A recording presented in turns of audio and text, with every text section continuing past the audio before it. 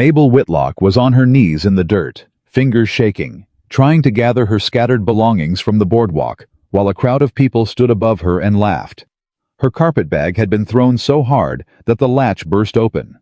Her spare dress, her father's old ledger book, and 3 years of carefully saved coins were scattered across the mud. Nobody moved to help her. Nobody said a word in her defense. She was 30 years old, completely alone, and the entire town of Red Willow, Wyoming, had just decided she was nothing. If this story moves you, please subscribe to our channel and hit that notification bell so you never miss a single episode. Drop your city in the comments below. I want to see exactly how far this story has traveled. Now stay with me, because what happens next changes everything. The morning. It all fell apart began like every other morning. Mabel Whitlock had survived in Red Willow, quietly, carefully, and with the particular kind of alertness that belongs only to people who have learned that safety can be taken away without warning. She had been awake since 4:30, the same as always. The kitchen at Hattie Bowman's boarding house didn't clean itself, and the bread wouldn't rise if she didn't start the yeast before the sun did. That was the arrangement. Mabel cooked, cleaned, managed the larder, kept the accounts, and made herself as invisible as a woman of her size could manage in a room full of people who had decided her body was the most interesting thing about her. In exchange, she received a small salary, a cot in the back room, and the temporary mercy of having somewhere to sleep. She had learned not to want more than that. She had learned, actually, not to want much at all. Her hands moved automatically through the morning routine, stoking the fire, measuring flour, slicing salt pork into the cast-iron skillet. The boarding house smelled like wood smoke and lard, and the particular mustiness of a building that had absorbed decades of other people's lives. Mabel had lived in enough places like it to recognize the smell immediately upon arrival. It was the smell of temporary, of tolerated, of someone else's home that would never be hers. She was reaching for the pepper when she heard the door. Not the front door, the kitchen door. The one that connected to the narrow hallway where Hattie Bowman kept her cash drawer locked in a cabinet beneath the staircase. Mabel didn't think much of it. People moved through boarding houses at all hours. Travelers with early departures. Guests who forgot something in the dining room. She turned back to the skillet. 20 minutes later, Hattie Bowman came into the kitchen with a face that Mabel recognized immediately because she had seen it before, in other towns, aimed at her by other people who had already decided the outcome before they'd bothered to look for evidence. "There's money missing from the drawer," Hattie said. Mabel set down the wooden spoon. "How much?" $8.40. "When did you last count it?" "Yesterday evening. I count it every evening." Hattie's eyes moved over Mabel in the way that people's eyes always did, taking inventory, calculating, arriving at a conclusion that had nothing to do with facts and everything to do with what kind of woman stood before them. "You were the only person up before sunrise." "I'm always up before sunrise," Mabel said carefully. "That's why you hired me. I hired you because you were cheap and I needed a cook fast." Hattie's voice had gone flat in a way that told Mabel the conversation was already over. "You don't have a husband. You don't have family here. You came to my door with one bag and a letter of reference from a town 200 miles west, and now I'm $8 short. I didn't take your money. I'm not asking you to confess. I'm telling you to collect your things." Mabel stood very still. She had been here before, not in this exact room, not with this exact woman, but in this exact moment.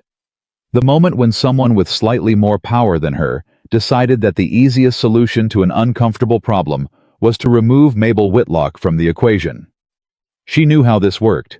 She knew what came next.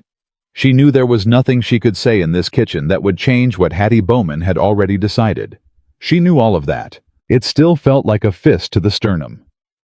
"My wages," Mabel said. "I've worked 19 days. Hattie opened her coin purse and counted out coins with the particular deliberateness of someone who wants you to watch them be generous even as they wrong you. She pressed the coins into Mabel's hand without looking at her face. $3 even. Take it or leave it. 19 days of work. $3. Mabel took it. She closed her fingers around the coins, and she went to get her bag. Cha-tang. She had thought, foolishly, she realized now, that Hattie would at least have the decency to let her leave quietly through the back.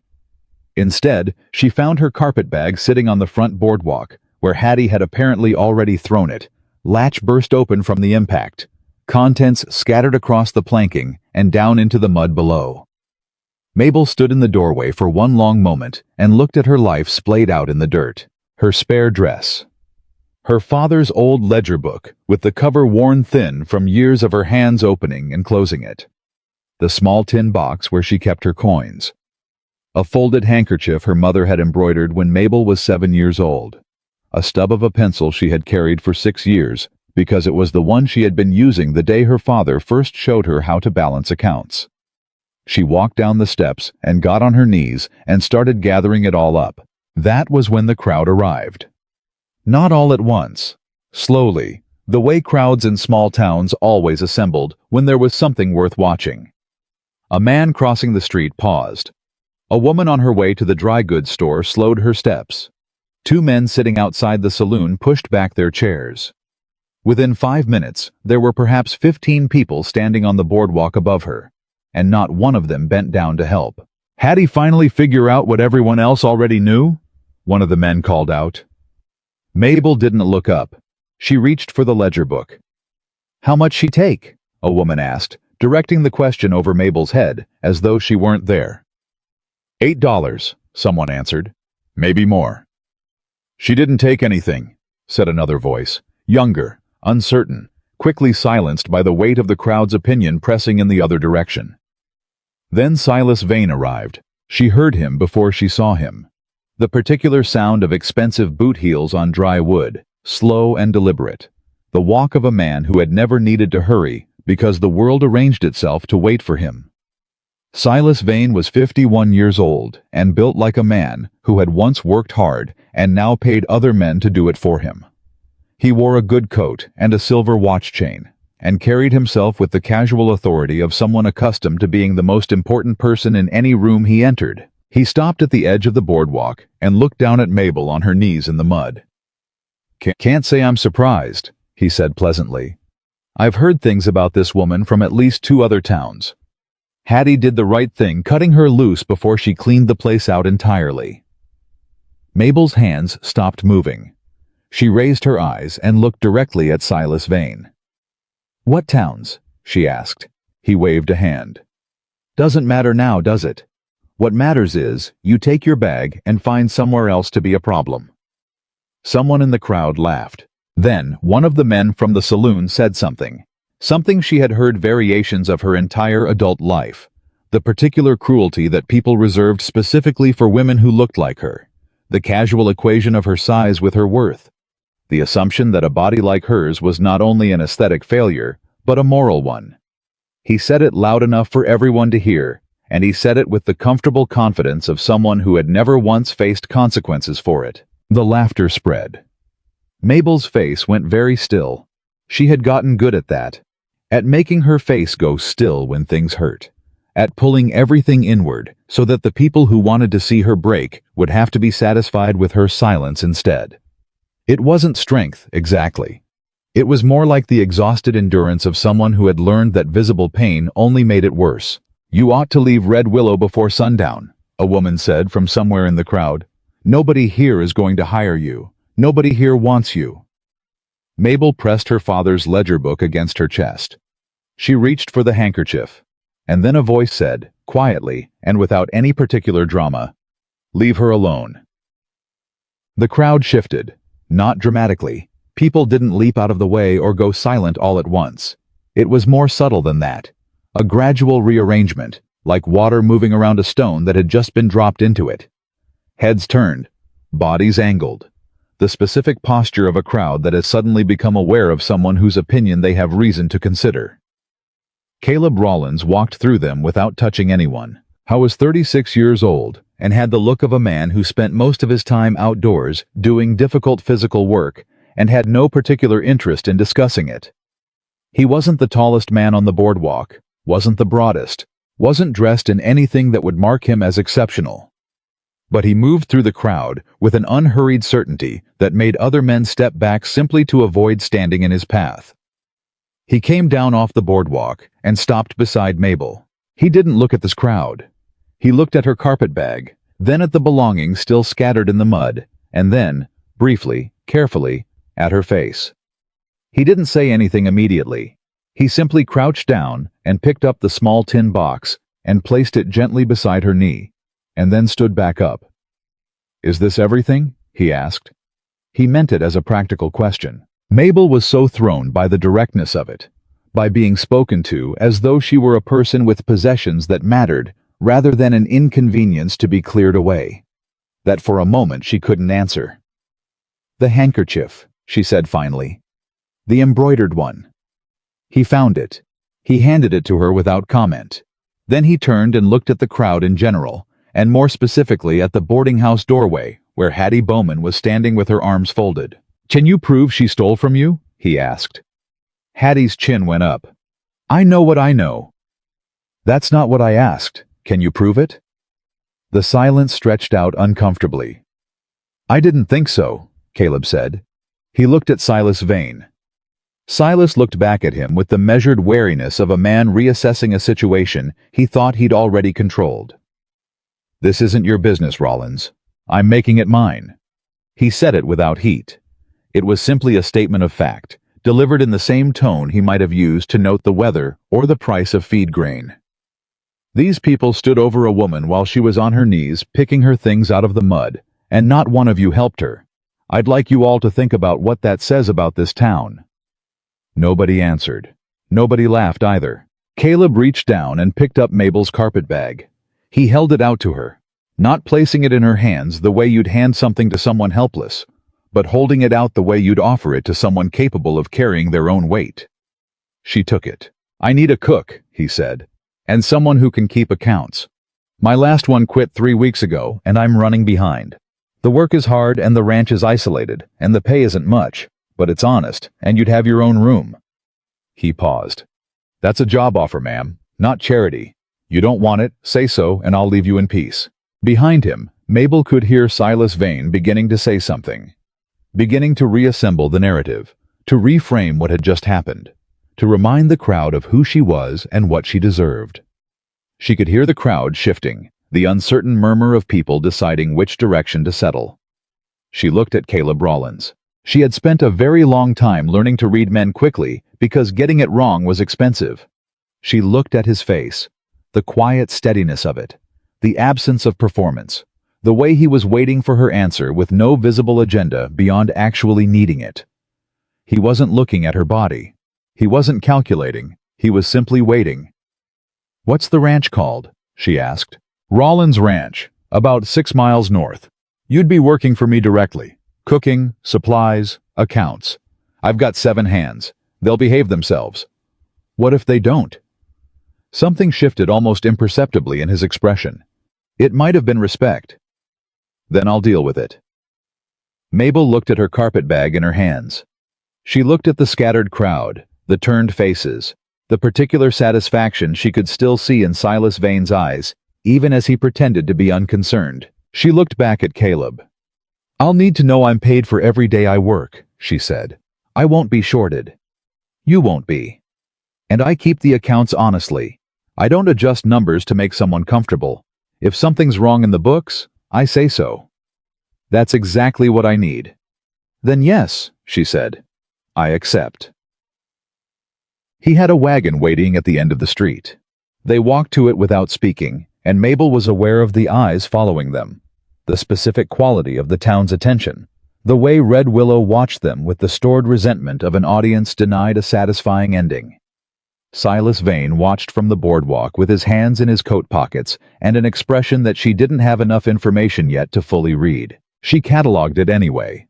She had learned to catalog things she didn't understand yet and return to them later. Caleb helped her up onto the wagon seat the way he'd helped her with the bag, as a practical matter, without ceremony. He came around to the other side, settled himself, clicked his tongue at the horses, and they moved. They were a 1/4 mile out of town before he said anything. "You don't have to explain yourself to me," he said. "About the money. I didn't take it," Mabel said. "I know." She looked at him. "You can't know that. You don't know me."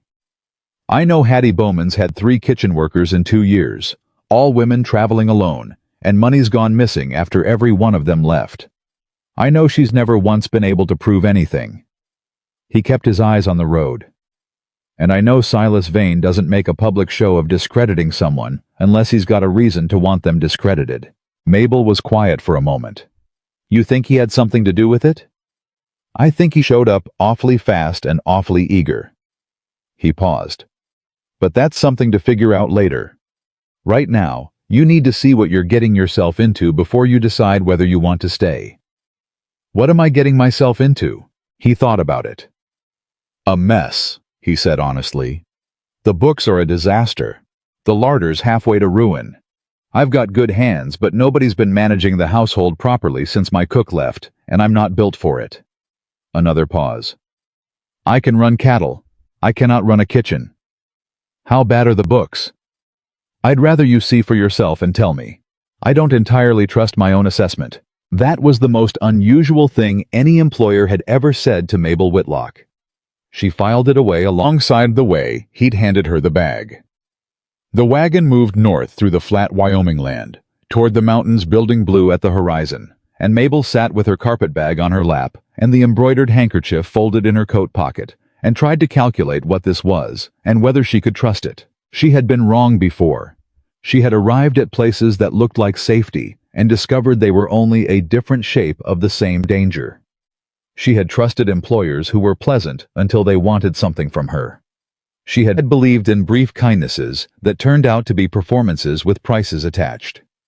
She didn't know yet what Caleb Rollins wanted from her beyond what he'd said. But the fact that he'd said it plainly and waited for her answer, the fact that he hadn't performed generosity at her or spoken over her head to the crowd or asked her to be grateful, that meant something. She didn't know yet what it meant, but it meant something. The ranch house appeared as they came over a low rise, a substantial building, well constructed but clearly unattended in small ways. A fence post leaning, a shutter hanging at an angle, the particular look of a place being maintained by someone focused on the large tasks and letting the small ones accumulate. Behind it, the barn was solid, and the outbuildings were in reasonable shape. It looked like a home that had gotten tired. Mabel understood that feeling exactly. "The kitchen's through the back," Caleb said, pulling the horses to a stop. "I'll show you your room first, then you can look at the books this evening if you want, or wait until morning. Either way." "This evening," she said. He nodded, as though he'd expected that answer. Her room was small and clean. Bare, but clean. A narrow bed, a wooden chair, a window that faced east so the morning light would come in, a hook on the back of the door for her coat. The floor had been swept recently, which told her he'd anticipated her arrival, or at least prepared for the possibility. She put her carpetbag on the bed and opened it and straightened the contents that had been displaced when it was thrown. She refolded the spare dress. She set the ledger book on the chair. She put the tin box on the windowsill where she could see it. Then she sat on the edge of the bed and breathed. She didn't let herself feel too much about the room yet. She had made that mistake before. Let herself feel settled somewhere. Let herself imagine a future in a place. And then the place had become something that required her to leave. She was good at leaving. She was very good at it. She'd had a great deal of practice. She breathed. She listened to the sounds of the ranch coming through the thin walls. Horses moving in the barn. The distant voices of men finishing the afternoon's work. The creak and settle of a large building adjusting to the cooling evening air. Then she picked up her father's ledger book and went to find the accounts. The office was off the main hallway. A small room with a desk, a lamp, a wooden filing cabinet, and 3 years of ranch records in a condition that made Mabel close her eyes briefly and then open them and begin. Caleb appeared in the doorway 20 minutes later with a cup of coffee. He set it on the corner of the desk without interrupting her. She didn't look up. "How bad?" he asked. "Ask me in an hour." He went away. An hour later he came back, and she had organized the records into 4 distinct piles and made 2 pages of preliminary notes in her careful, precise handwriting. She looked up at him. "You've been overcharged on your feed supply contracts for at least 8 months. The freight fees from your last 3 cattle shipments have an additional charge on each one that doesn't match anything in the original agreement. And you have a recurring payment going out to a water rights administration that I can't find any documentation for. Caleb sat down slowly in the chair on the other side of the desk. The freight fees, how much are we talking? Over the 3 shipments? Somewhere between $60 and $80 more than the contracted rate. She paused. Who handles your cattle shipments? He was very still. I sell through Silas Vane's brokerage. Most of the small ranchers in the valley do. He negotiates the prices and handles the transport arrangements. Mabel looked at him steadily. He looked back at her. The water rights payment, she said carefully. When did that start? About 14 months ago. Vane told me there was a new territorial administration fee, said everyone was paying it. She picked up her pen. I'm going to need to see every transaction that ran through Vane's brokerage for the past 2 years. Every receipt, every invoice, every letter of agreement. You think he's stealing from me? I think there are numbers in your books that don't add up, and all of them seem to be connected to the same place. She put the pen down. What I can tell you for certain right now is that your accounts are not in the condition they should be for the size of your operation. What I suspect, I need more evidence to say. Caleb was quiet for a long moment. Then he said, That's why he doesn't want you here. I'd imagine so, Mabel said. Outside, the last of the evening light was going.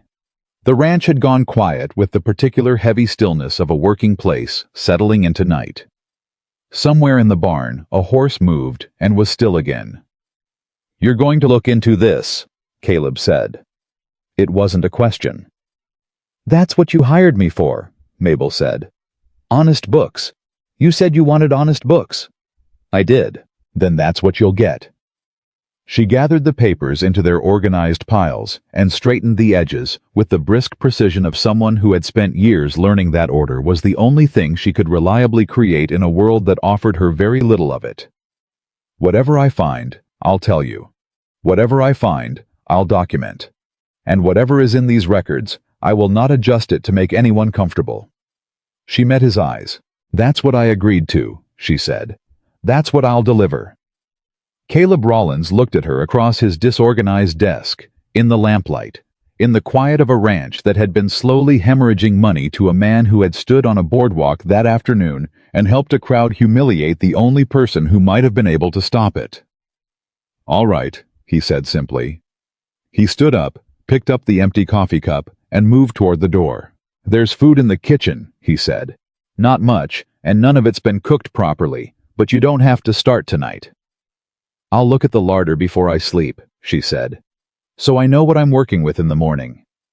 He stopped in the doorway, looked back at her. You've been dismissed, publicly humiliated, and driven 6 miles in a wagon today, he said. You don't have to prove anything tonight. I'm not proving anything, Mabel said. I'm being practical. I was quiet for a moment. Get some rest at least. Whatever's in the larder will still be there at 5 in the morning. I know, she said. I'll be up at 4:30. Something crossed his face. Not pity, which she was practiced at receiving and practiced at resenting. Something else. Something that looked, very briefly, like recognition. Like he knew exactly what it was to have nothing to offer a new situation, except the willingness to begin before anyone else was awake. I went. The hallway went quiet. Mabel turned back to the accounts. She worked until the lamp oil ran low, her pen moving across her notepad in the quiet house, building the first careful architecture of what she was beginning to understand was a much larger thing than missing freight fees and misaligned invoices. Outside, somewhere in the darkness north of Red Willow, Wyoming, the land stretched flat and enormous under a sky full of cold stars. Mabel Whitlock was still not safe. She was still alone. She was still the woman that an entire town had watched on her knees in the mud and done nothing to help. But she had a room with an east-facing window and a desk with a lamp and accounts that were already beginning to tell her their secrets. And for the first time in a very long while, she had the distinct and fragile sensation that she might, against every available piece of evidence, be exactly where she was supposed to be. She turned to the next page of invoices. She began to read. She was still reading invoices at midnight when she heard the bunkhouse go quiet. The ranch hands had been loud most of the evening.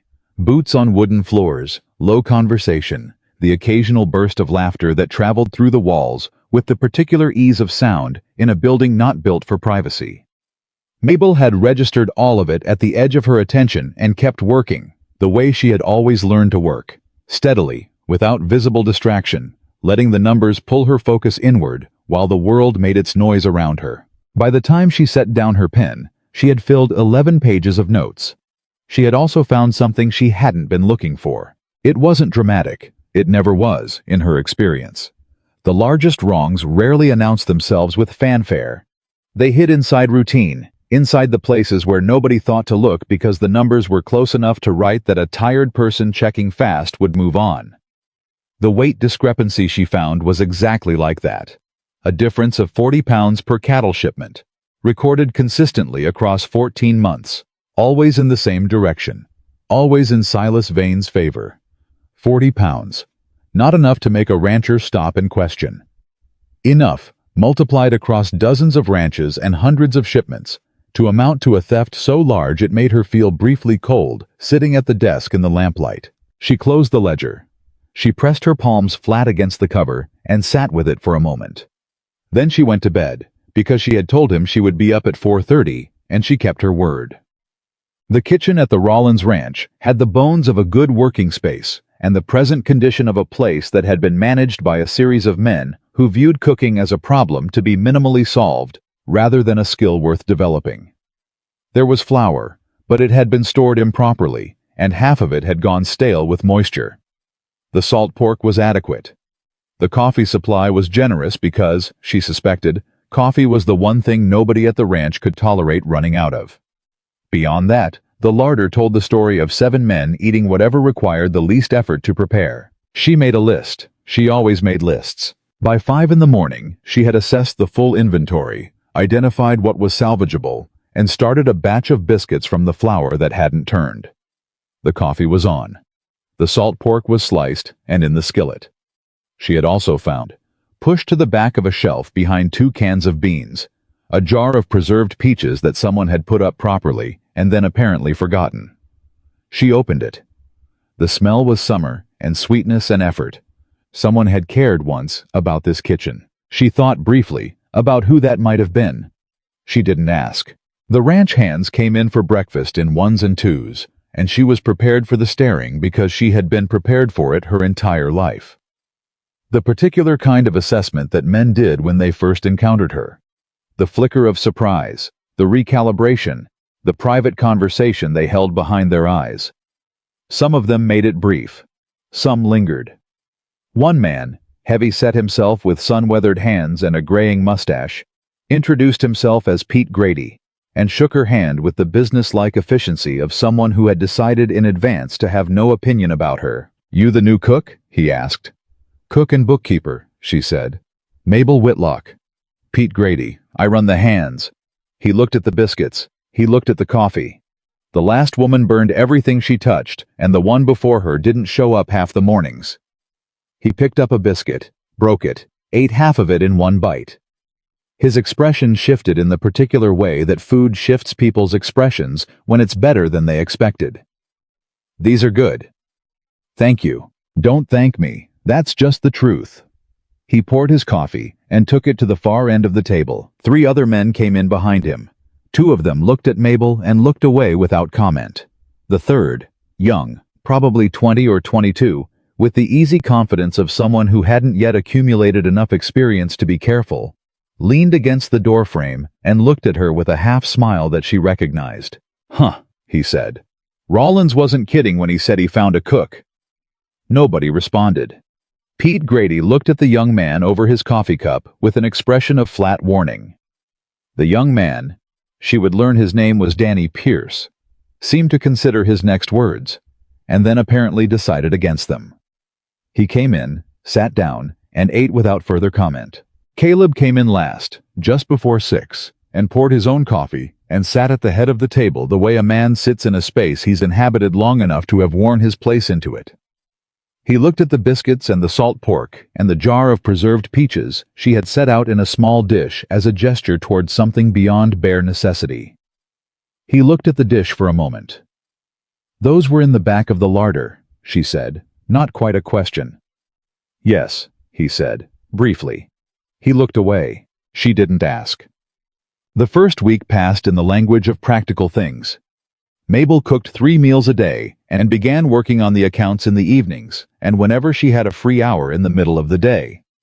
She reorganized the larder completely, created a purchasing schedule that would prevent the waste she'd found, and started keeping a daily tally of supplies used against supplies available so she could catch shortages before they became problems. She also discovered that Caleb had been significantly overpaying for his winter oat supply for 3 consecutive years. She found it on a Thursday morning, cross-referencing 2 invoices she'd laid side by side on the desk. And when she compared the per-bushel price on the Rollins invoices against the regional pricing records she'd requested from the county agricultural office, a request she'd sent quietly, without mentioning it to Caleb first, because she wanted the data before she formed a conclusion.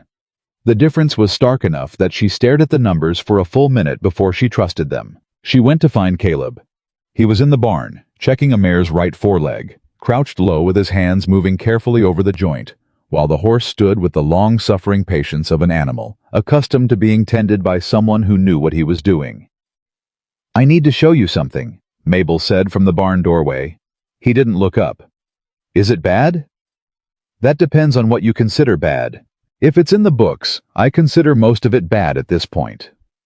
He finished his examination of the leg and stood and wiped his hands on a cloth hanging from his belt. "Give me a minute." She waited. He came out of the barn, and she walked him to the office and put the 2 invoices on the desk side by side and pointed to the numbers without preamble. "Your oat supplier has been charging you 14 cents per bushel above the county average for 3 years, she said. "At the volume you're buying, that's roughly $40 per year over market rate." Caleb looked at the numbers. $120. At minimum. It may be more in some years depending on the harvest and how much your supplier moved prices. "Who set up that contract?" She met his eyes. "It was negotiated through Vane's brokerage, same as the cattle shipments." He was quiet for a moment. Not surprised. She could see that he wasn't entirely surprised. But there was something in his face that she recognized as the specific weight of having a suspicion confirmed. It was a different kind of heavy than not knowing. It was the kind that required you to decide what to do next. "How much have you found total?" he asked. "So far, between the freight overcharges, the weight discrepancies, the supply markups, and the water rights payment. I still can't find documentation for.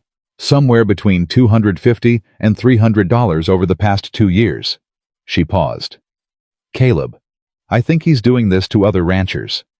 He looked at her. "The method is too clean," she said. "These aren't the mistakes of someone being careless or opportunistic. The weight discrepancies are consistent. The freight additions are patterned. Someone designed this." She pulled out her notepad. "I want to look at the records for at least 2 other ranches, families who sell through Vane. If the pattern repeats, we have something much larger than one rancher being overcharged." "The Hendersons sell through Vane," he said slowly. "Tom Henderson's been struggling for 2 years. He told me last spring he might have to sell off the east acreage. Said the numbers just weren't working out the way they should." He stopped.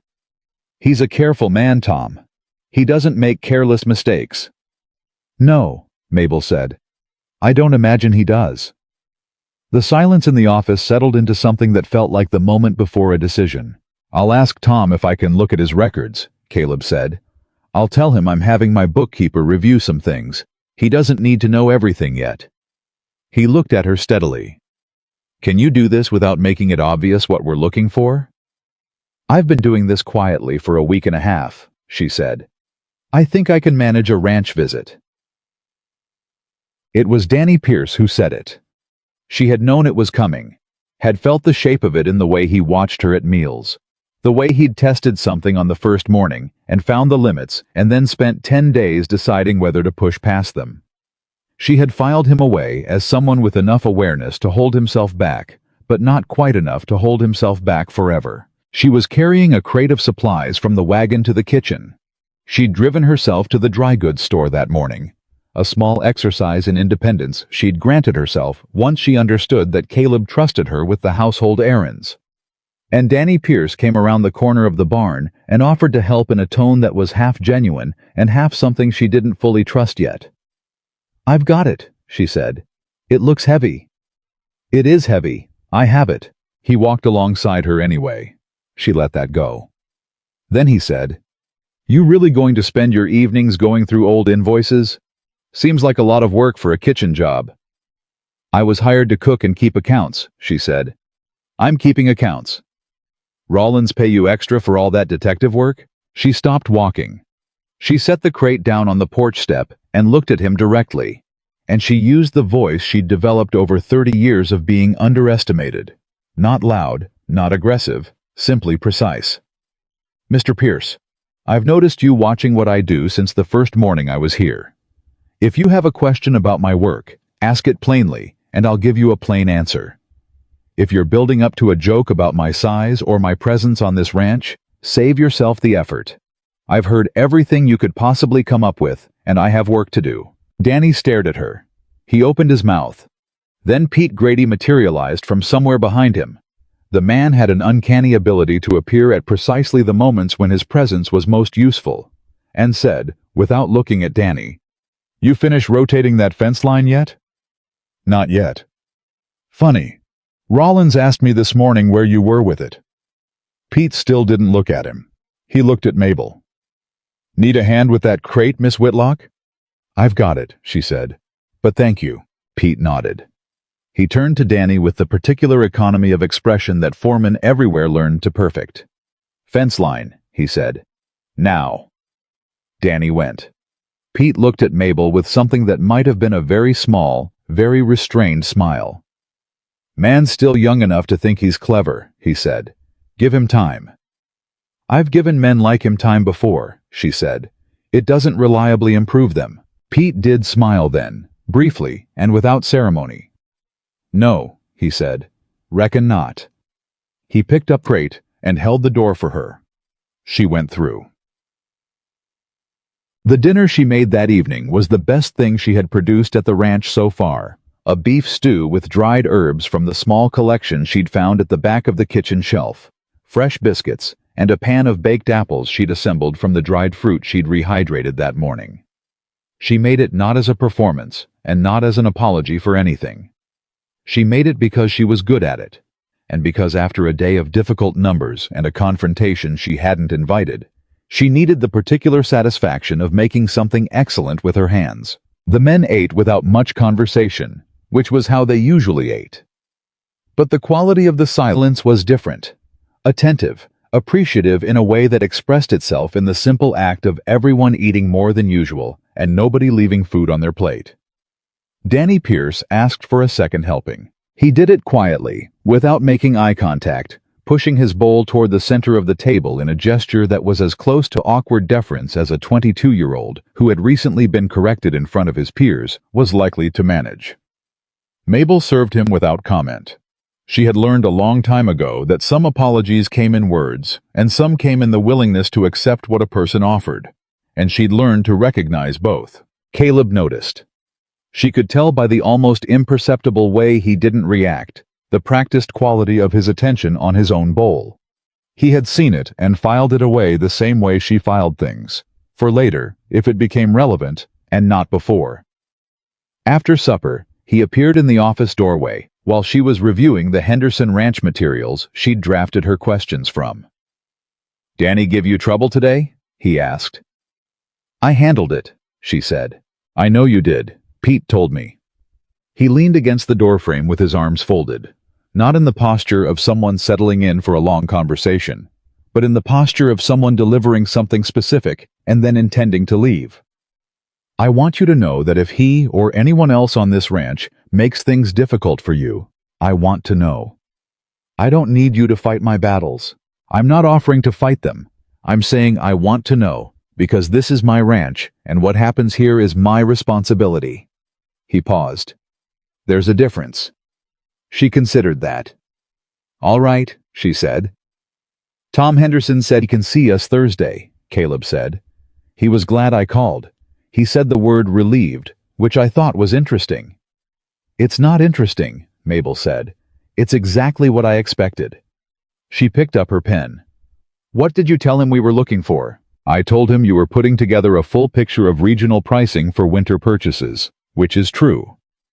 It is true, she agreed. It's also incomplete, but it's enough to get us in the door. He was quiet for a moment. You think Henderson knows what's happening to him? She looked up from his page. I think Tom Henderson is a careful man who's been watching his numbers not work for 2 years and has been blaming himself for it. I think men like that know something is wrong and don't know where to look. She set her pen down. I know how that feels. Something moved in Caleb's face. Careful, brief. He didn't ask what she meant by it. He seemed to understand, in the way that people who have carried their own silent reckonings understand when someone else references theirs. Get some rest, he said. Thursday's going to be a long day. She found the chair on a Wednesday morning. She came into the kitchen at 4:30 to start breakfast, and it was sitting at the end of the kitchen table, where the working chair usually sat. The one she'd been using. The one that had a small crack in the left rear leg that she'd been careful about without mentioning to anyone. This chair was different. Heavier.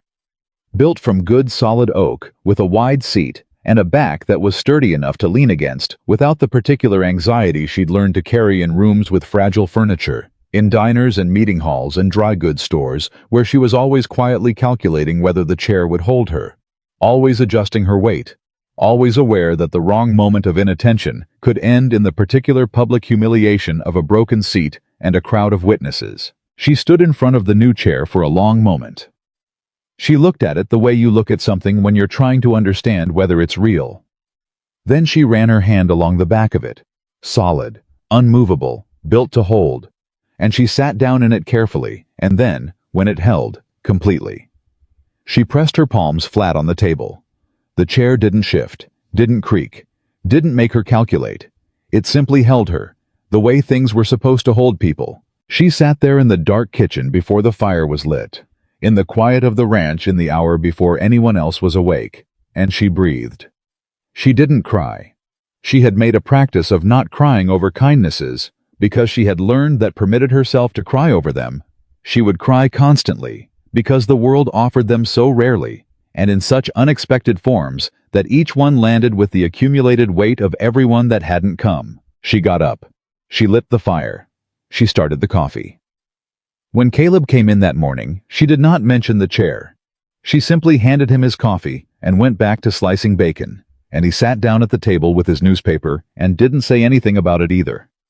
Some things didn't require words. She was beginning to understand that about him. The Henderson Ranch visit confirmed everything. Tom Henderson was a man of about 50, with the look of someone who had spent years being careful and was recently exhausted by it.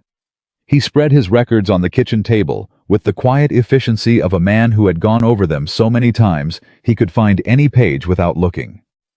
His wife, Clara, poured coffee and then sat down because she clearly had no intention of being elsewhere during a conversation about their finances.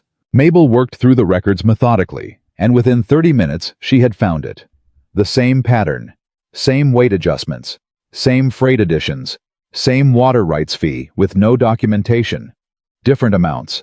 The Hendersons ran fewer cattle than Caleb, but identical structure, identical handwriting on the supplemental charge lines. She looked up at Tom Henderson.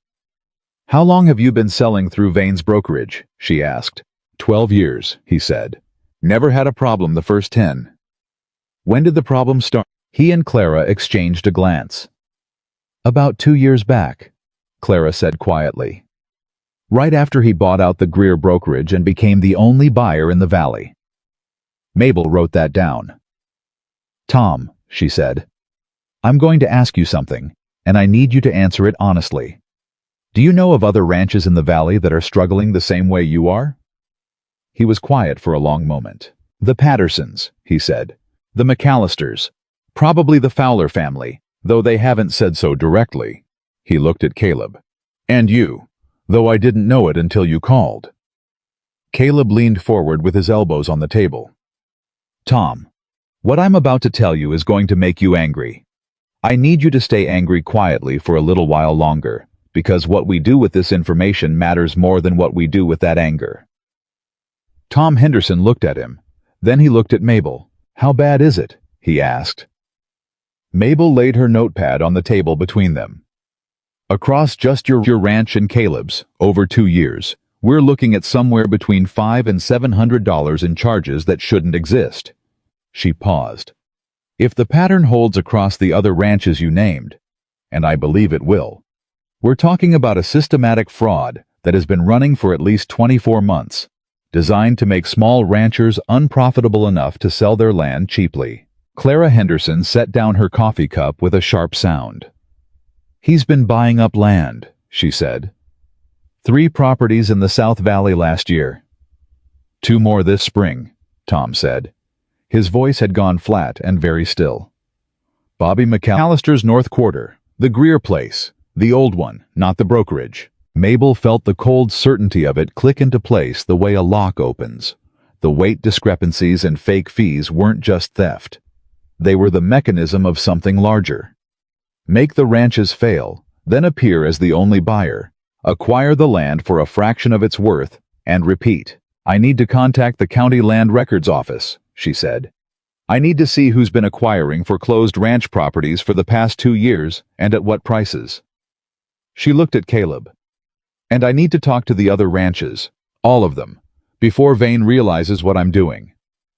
Tom Henderson straightened in his chair. He looked like a man who had just been given a reason to stop being tired. Clara, he said, I think we're going to need more coffee.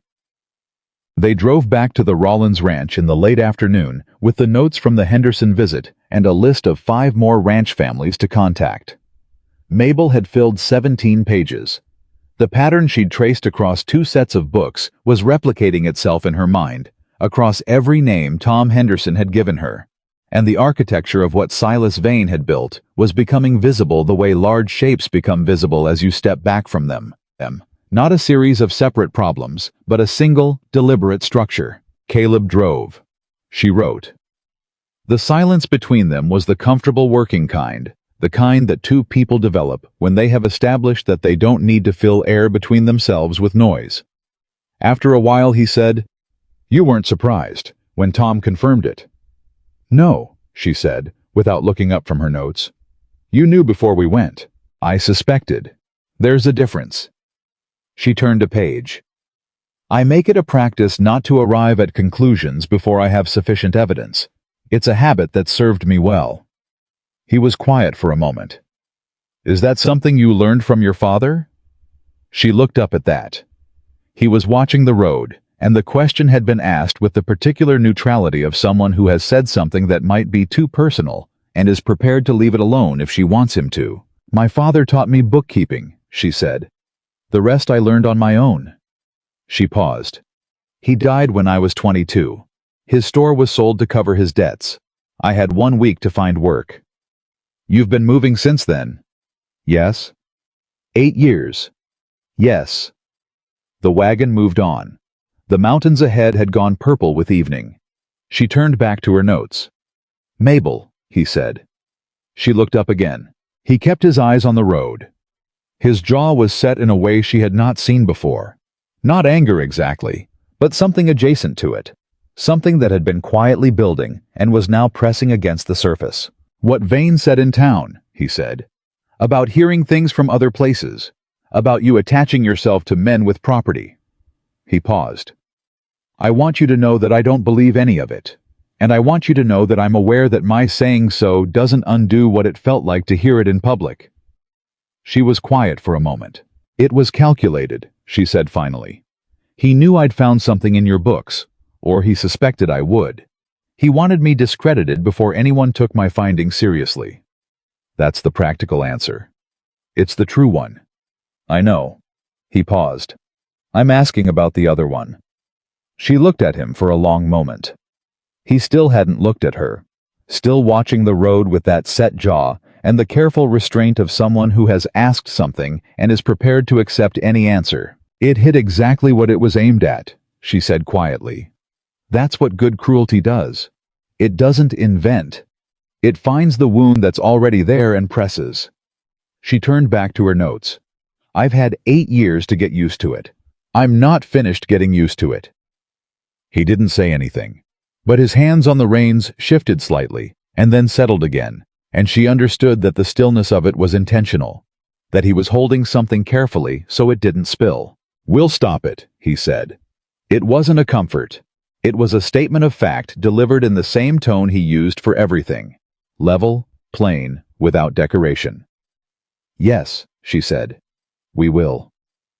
The ranch appeared over the rise ahead of them, the lights coming on in the bunkhouse, the smoke beginning to rise from the kitchen chimney where Pete Grady had apparently started the evening fire in her absence. Mabel looked at it and felt again that fragile and terrifying thing she kept trying not to feel too much of. Like she might somehow be right where she belonged. She turned back to her notes and kept writing. The rumors started on a Tuesday. Mabel didn't hear them directly. She never did, not at first. Rumors about women like her traveled through the particular channels that small towns had developed over generations for exactly this purpose.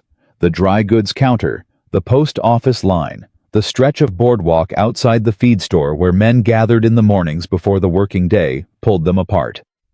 They moved fast and they moved low, the way water finds the path of least resistance.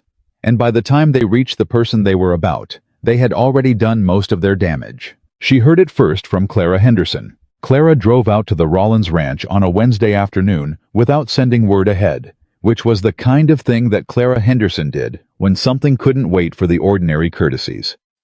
She tied her horse at the porch rail and came straight to the kitchen where Mabel was working through a stack of freight invoices she'd collected from 3 more ranch families in the past week, and she sat down across the table and folded her hands and said, without preamble, "There's a story going around Red Willow about you." Mabel set down her pen. "What kind of story?" "The kind Silas Vane tells," Clara said.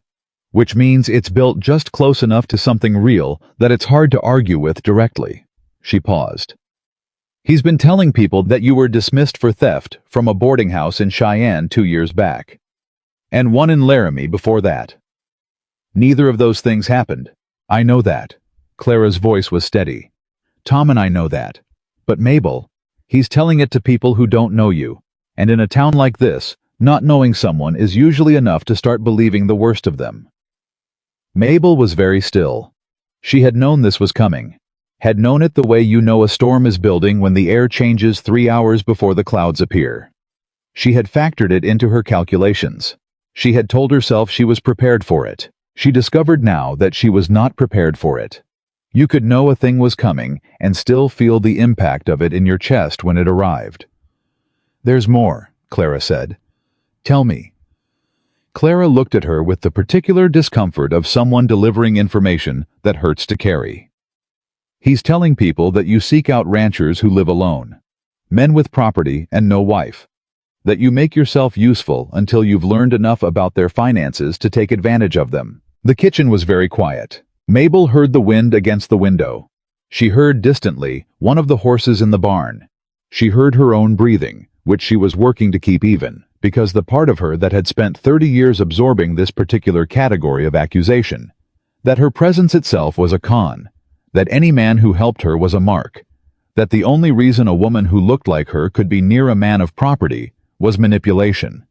That part of her had gone cold and tight in a way she recognized as rage, and was choosing very carefully not to let out.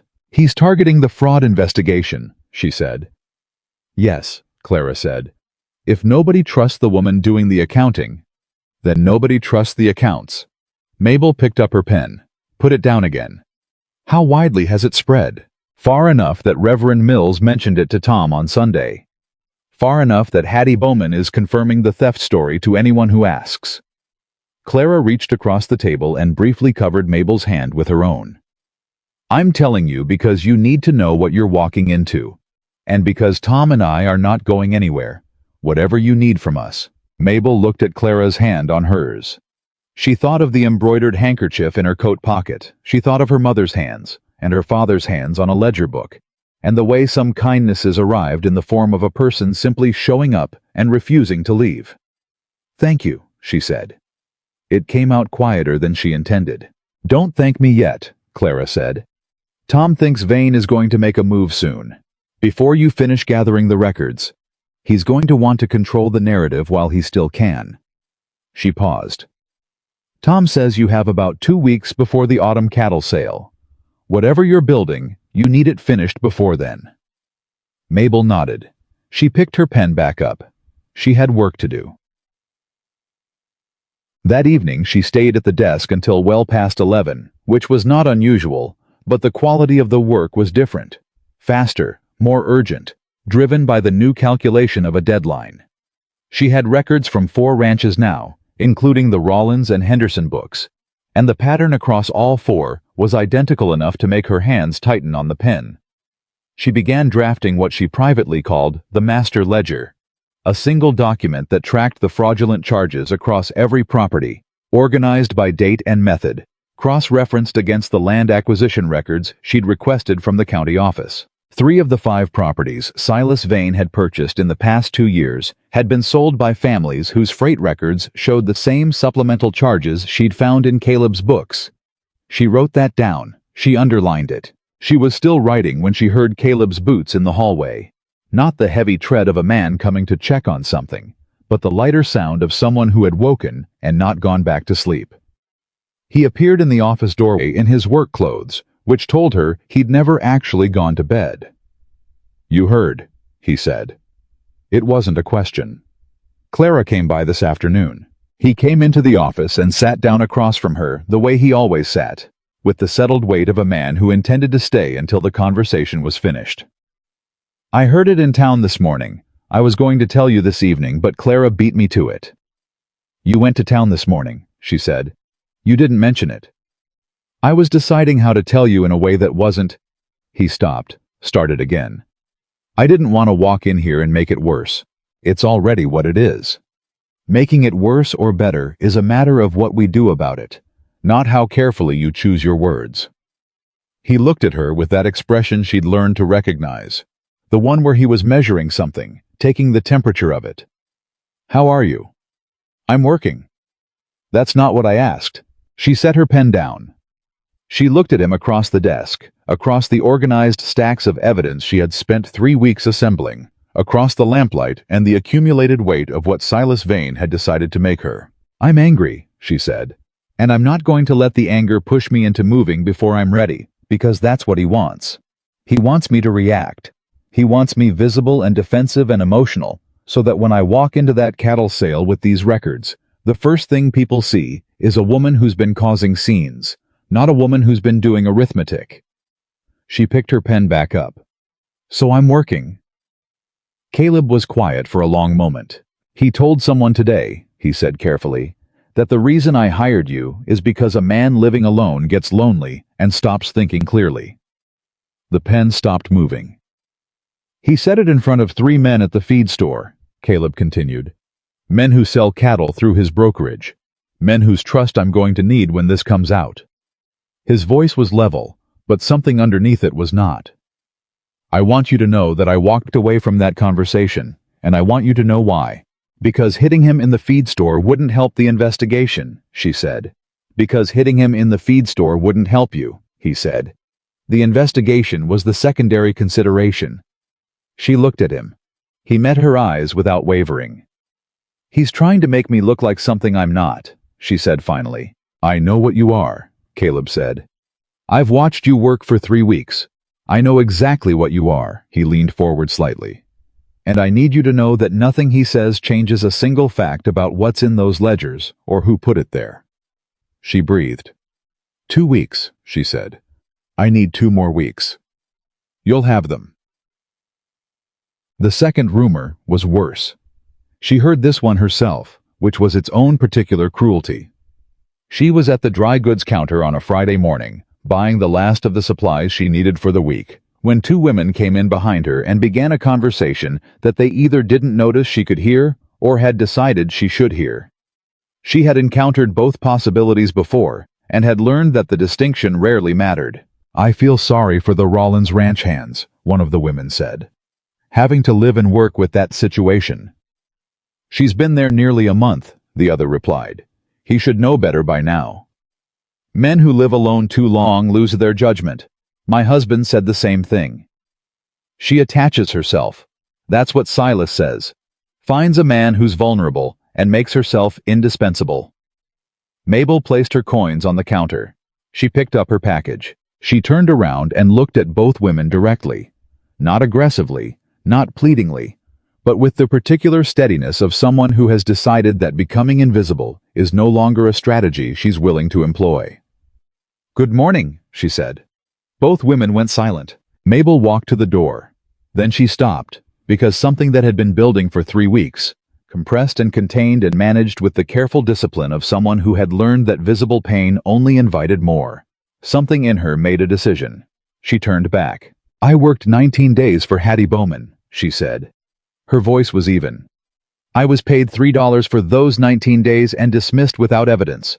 I came to the Rollins Ranch because a man offered me an honest job and I needed one. I have spent the past 3 weeks rebuilding accounts that were in serious disorder and discovering financial irregularities that affect nearly every small ranching family in this valley." She looked at each of them in turn. "I understand that you don't know me. I understand that Silas Vane is well regarded in this town.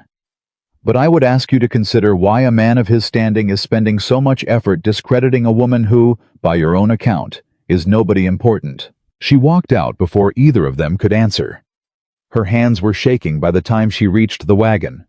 She sat in the driver's seat and pressed her palms flat on her thighs and breathed, 1 breath, 2, 3, until the shaking stopped.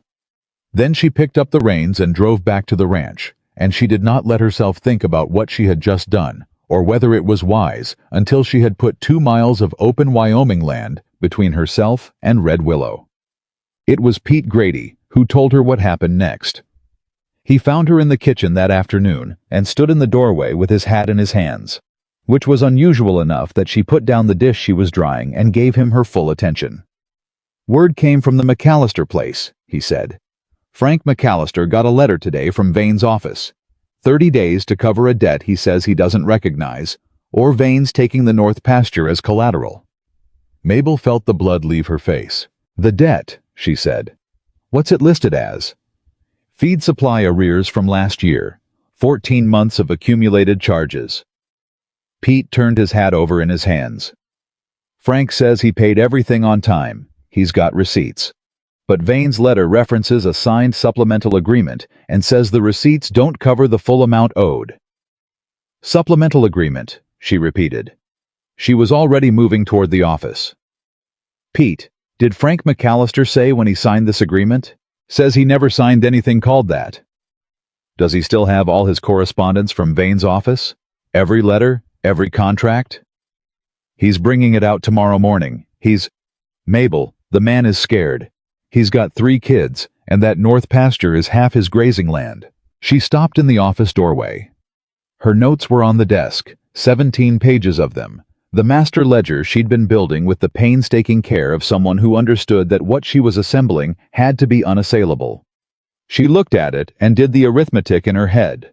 What she had, what she still needed, how many days until the cattle sale? 14 days. "Tell Frank to bring everything," she said. "Every piece of paper that ever came from Vane's office. And Pete," she paused, "tell him not to respond to the letter yet. Don't confirm or deny the debt. Don't sign anything.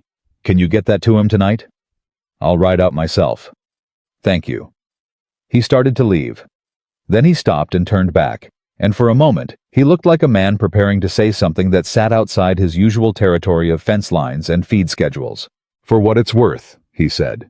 "Me and the boys, most of us anyway, we see what you're doing here, what you've been doing, and we ain't the kind of men who forget that." Mabel looked at him. "Danny Pierce included?" she asked. Pete's mouth moved in something that might have been a smile. "Danny Pierce asked me last week if there was something he could do to help. I told him he could start by keeping his mouth shut and his eyes open." He put his hat back on. "He's been doing both." She almost smiled. Almost. "Thank you, Pete," she said. He went. She sat down at the desk and opened the master ledger and began adding a new section. That night Mabel packed her carpetbag. She didn't plan to.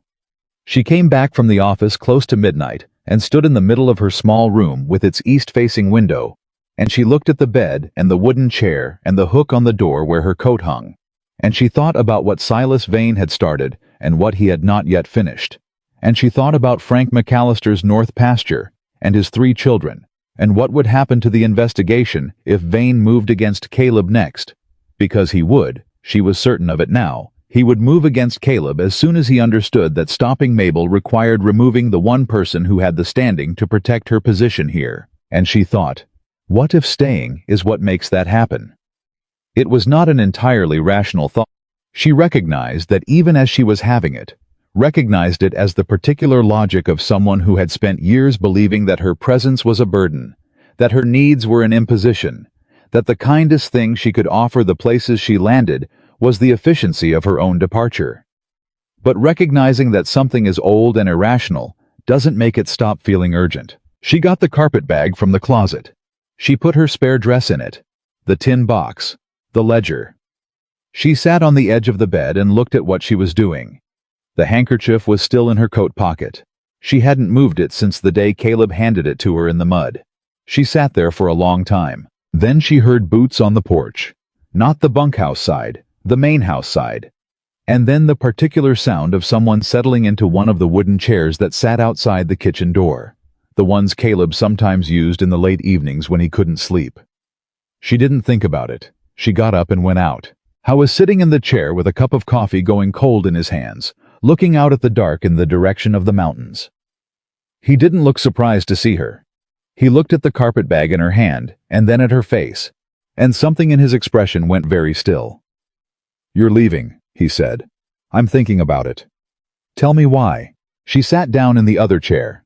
The night air was cold and clean and enormous. "Because you hired a cook and a bookkeeper, and what you have instead is a woman.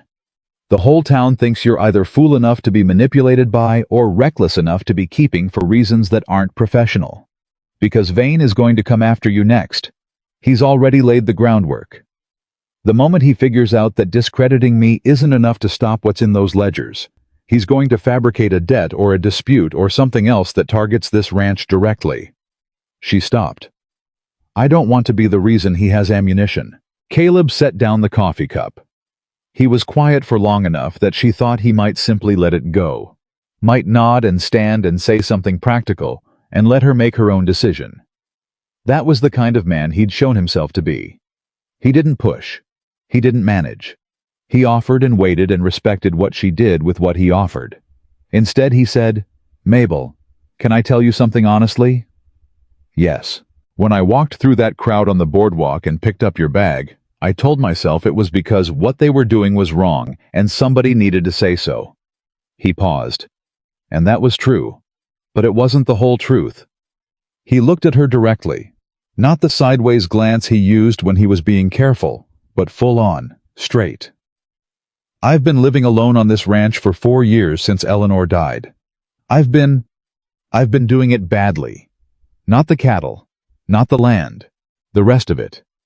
I've been doing the rest of it very badly and telling myself it didn't matter because there wasn't anyone here who it mattered for." He stopped. "You matter here, not because of the books, because of—" He seemed to be deciding how much of this to say. "Because of the way the whole ranch feels different with you in it. Because Pete Grady smiles at breakfast now. Because Danny Pierce asked last week if he could help with something, which I have never heard that boy say voluntarily in 8 months of employment. Because I come in for supper and the house smells like something worth coming home to." He picked the coffee cup back up, put it down again.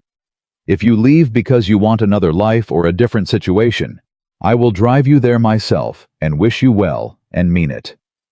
But if you leave because Silas Vane convinced you that your presence here is a problem I need protection from, that's not a reason. That's him winning." The cold air moved between them. Mabel looked at the carpet bag in her hands. "I'm not finished with the ledgers," she said finally. "No," he said. "You're not. There are 14 days until the cattle sale. Yes, if I stay, I need you to understand that what happens at that sale However it goes, I'm the one who stands up and presents those records, not you, me. She met his eyes. He's made this about whether a woman like me can be trusted. The only answer to that is a woman like me standing in front of this town and proving it. Caleb held her gaze. She doesn't need you to speak for her, he said quietly, repeating it back to her as though he'd already understood it before she said it. I know. She stood up. She went back inside. She put the spare dress back in the drawer and the tin box back on the windowsill and the ledger back on the chair. She did not put the carpet bag back in the closet. She left it out, sitting at the foot of the bed, because she was not pretending to herself that the fear was gone. It was still there. It would probably always be there. The old animal readiness to move, to pack, to leave before the leaving was done to her. But she had work to do, and 14 days was enough. Frank McAllister arrived the next morning with a wooden box full of papers and the look of a man who had not slept and did not expect to sleep again until someone told him what was happening to his family's land. Mabel sat him down at the kitchen table and went through every document he brought with the systematic focus of someone who had done this 4 times already and knew exactly where to look. Clara Henderson came with him. She had appointed herself unofficial liaison between the investigation and the ranching families, which was a role she filled with the particular competence of a woman who had spent decades managing things that men received credit for. Within 2 hours, Mabel found the supplemental agreement Vane's letter had referenced. It was buried in the back of the 8th document, a page that appeared to be a standard contract extension, formatted almost identically to the real contracts Frank had signed, with one significant difference. On the 4th line of the 3rd paragraph, in language that required careful reading to parse, was a clause authorizing additional charges for administrative management fees at Vane's discretion, compounding monthly. Frank had signed it 3 years ago, alongside 4 other routine papers, on a day when he'd been at the brokerage office for 40 minutes. Did anyone explain this clause to you? Mabel asked. Nobody said a word about administrative fees, Frank said. His voice was tight. It was renewal papers, same ones I'd signed the 3 years before. The previous contracts, Mabel said. Do you have them? He did. She put them side by side. The clause was not in any prior year's contract. It had been added to one specific renewal, Frank's, dated 3 years ago, in language designed to be overlooked by someone signing a familiar document quickly. And it had sat dormant for 3 years, accumulating, until Vane decided it was time to call it in. He was patient, Clara Henderson said quietly, looking over Mabel's shoulder. He waited long enough that Frank wouldn't immediately connect it to when he signed. He's been doing this for years, Mabel said. This isn't new. The weight discrepancies and the freight fees are the regular income. The supplemental agreement clauses. Those are the mechanism he uses when he wants to accelerate. When he needs a specific property fast. She looked at Frank. He needs your north pasture for something specific. Do you know what's on it or adjacent to it? Frank stared at her. The creek, he said slowly. The north pasture runs along Prentice Creek. It's the best water source in that section of the valley. Without it, the 3 properties east of mine would have serious water access problems, Mabel said. He's buying those properties, Clara said. He's already bought one of them, Mabel said. I have the county record. He acquired the old Briggs place 2 months ago. She opened the master ledger. Without Prentice Creek access, the Briggs place and whatever else he's acquiring east of the McAllister land isn't worth half what he's paying for it. With the creek, it's worth 3 times that, Frank said. His face had gone the particular white of a man understanding, for the first time, the full shape of what has been done to him. Mabel was already writing. I need to contact the county surveyor's office, she said. I need the water rights documentation for Prentice Creek, and I need it before the cattle sale. She looked up. Frank, I need you to hold. Do not respond to Vane's letter. Do not agree to any meeting with his office. 12 days. And if he escalates before then? Come to me immediately.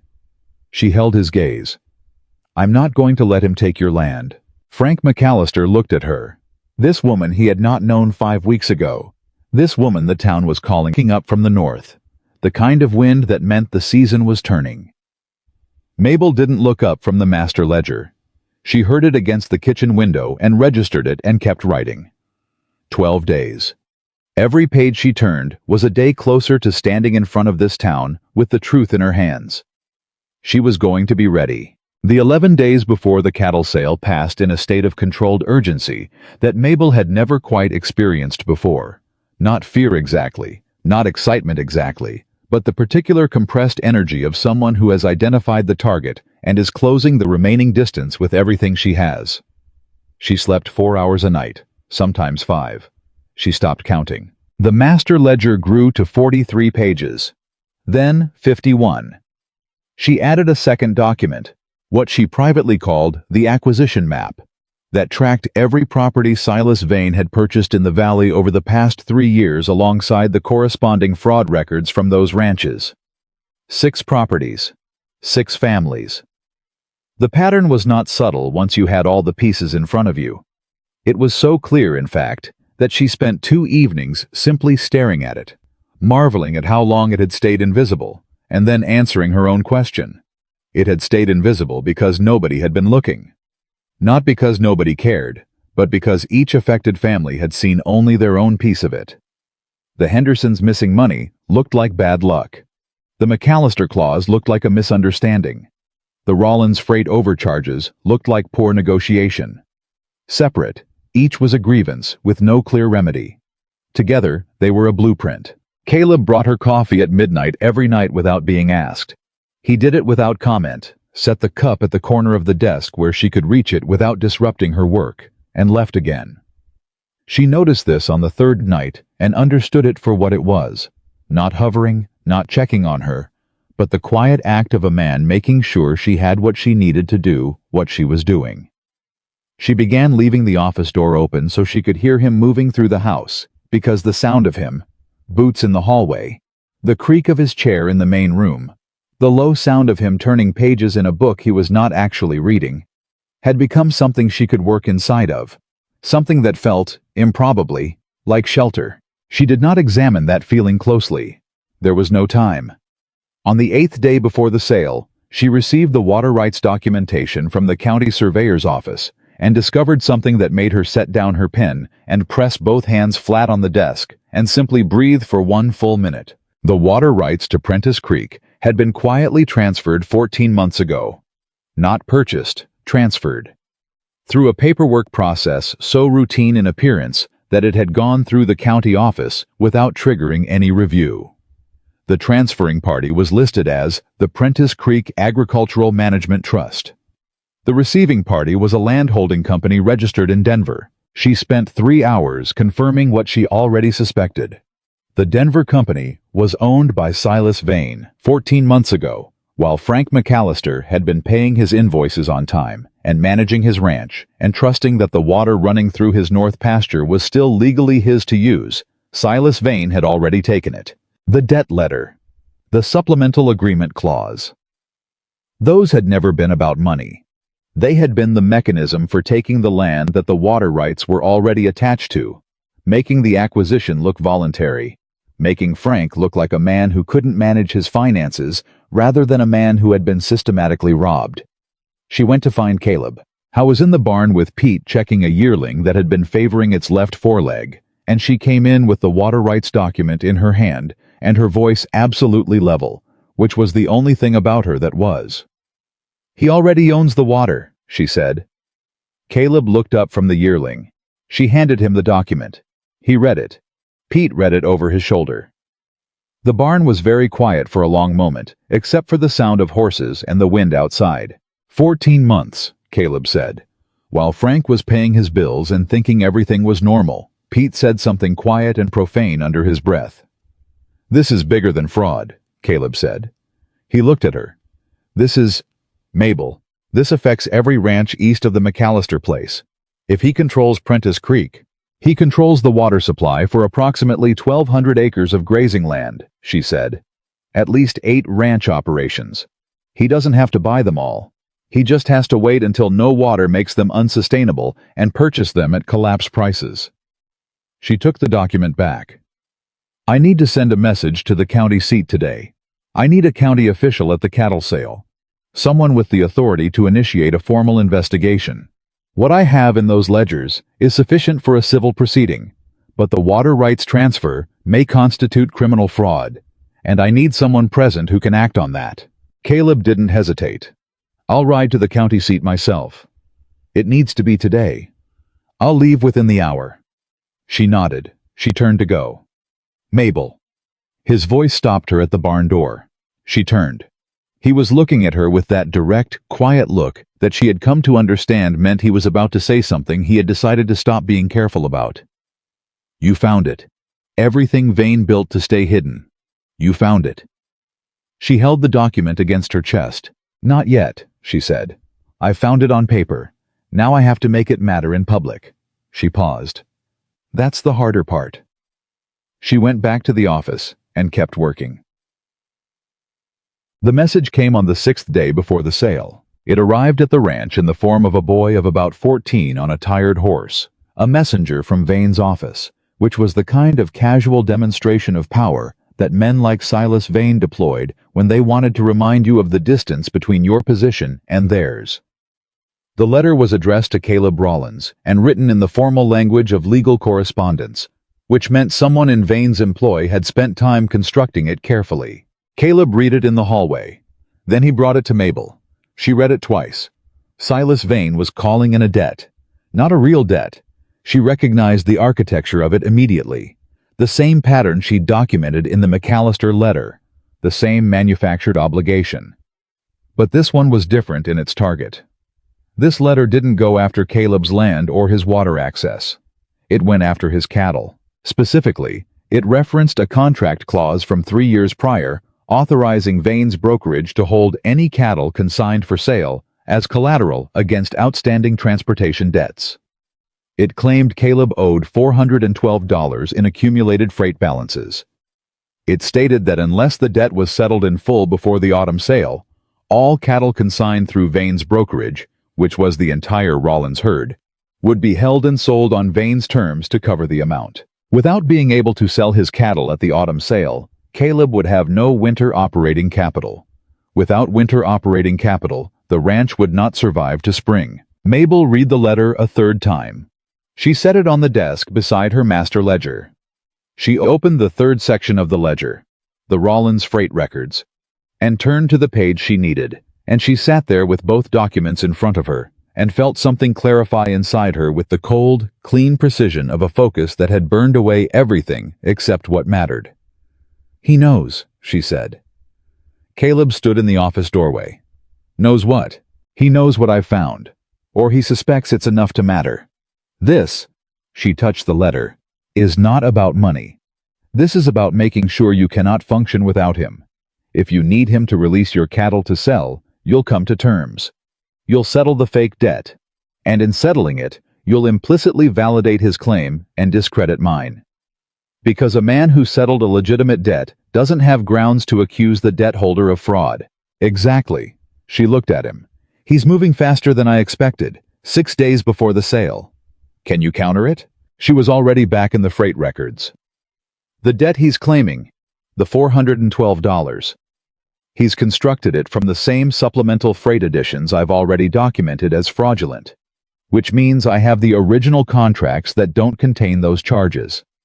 Which means the debt he's holding your cattle over does not legally exist. She turned 3 pages, stopped. Here. The original transportation agreement from 3 years ago, signed by you, countersigned by Vane. There is no collateral clause in this contract. The clause he's referencing was added to an amended version that I cannot find any evidence of you signing. I never signed an amendment. I know. She pulled a blank page toward her and began writing. I'm drafting a formal response to this letter today. It will cite the original contract, document the absence of any signed amendment, and notify Vane that any attempt to hold your cattle constitutes interference with legally consigned property. She looked up. I also need to contact the county official you're rode to the seat to speak with. This changes his calculus. He may need to come sooner. Caleb was already at the door. I'll send a wire from town. Caleb, she stopped him. Don't go alone. Take Pete. He paused. Then he nodded. Pete. He went. She kept writing. Danny Pierce found her 3 hours later, still at the desk, and stood in the doorway with his hat in both hands, doing the thing he'd been doing since the afternoon she'd corrected him on the porch. The particular cautious hovering of a young man trying to demonstrate that he had reconsidered himself. "Can I do something?" he asked. She looked at him. In 6 weeks, she had recalibrated her assessment of Danny Pierce from someone to be managed to someone who was genuinely, if belatedly, trying. "Do you have clear handwriting?" "Fair enough. Come in. I need copies made of 12 documents. Exact copies. Every word, every number. I need 2 sets." She pushed a stack of papers toward him. "I'm keeping one here and sending one with Caleb to the county official. If Vane's people decide to come to this ranch and take anything before the sale, I want documentation that's already somewhere else." Danny sat down. He picked up the first document and looked at it and looked at Mabel. "He's really been doing this to everybody? To everyone who sold through his brokerage and couldn't easily compare their numbers against their neighbors," she said. "That's how it worked. Keep them separate. Keep them believing each problem is theirs alone, and nobody ever adds it up. Until you. Until me." She went back to her own writing. "Copy carefully, every comma." "Yes, ma'am." They worked in silence for 2 hours, side by side at the desk. Outside, the afternoon moved toward evening. At some point, Pete appeared with 2 cups of coffee, set them down, and left without a word. Mabel drank hers without stopping. Danny drank his in careful sips between pages, clearly trying not to make noise. When they finished, Mabel checked every copy against the original. She found 2 numerical errors and corrected them. She separated the sets into 2 envelopes and sealed them. "Thank you," she said.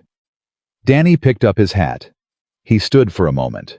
Then, with the particular transparency of someone too young to fully conceal what he's feeling.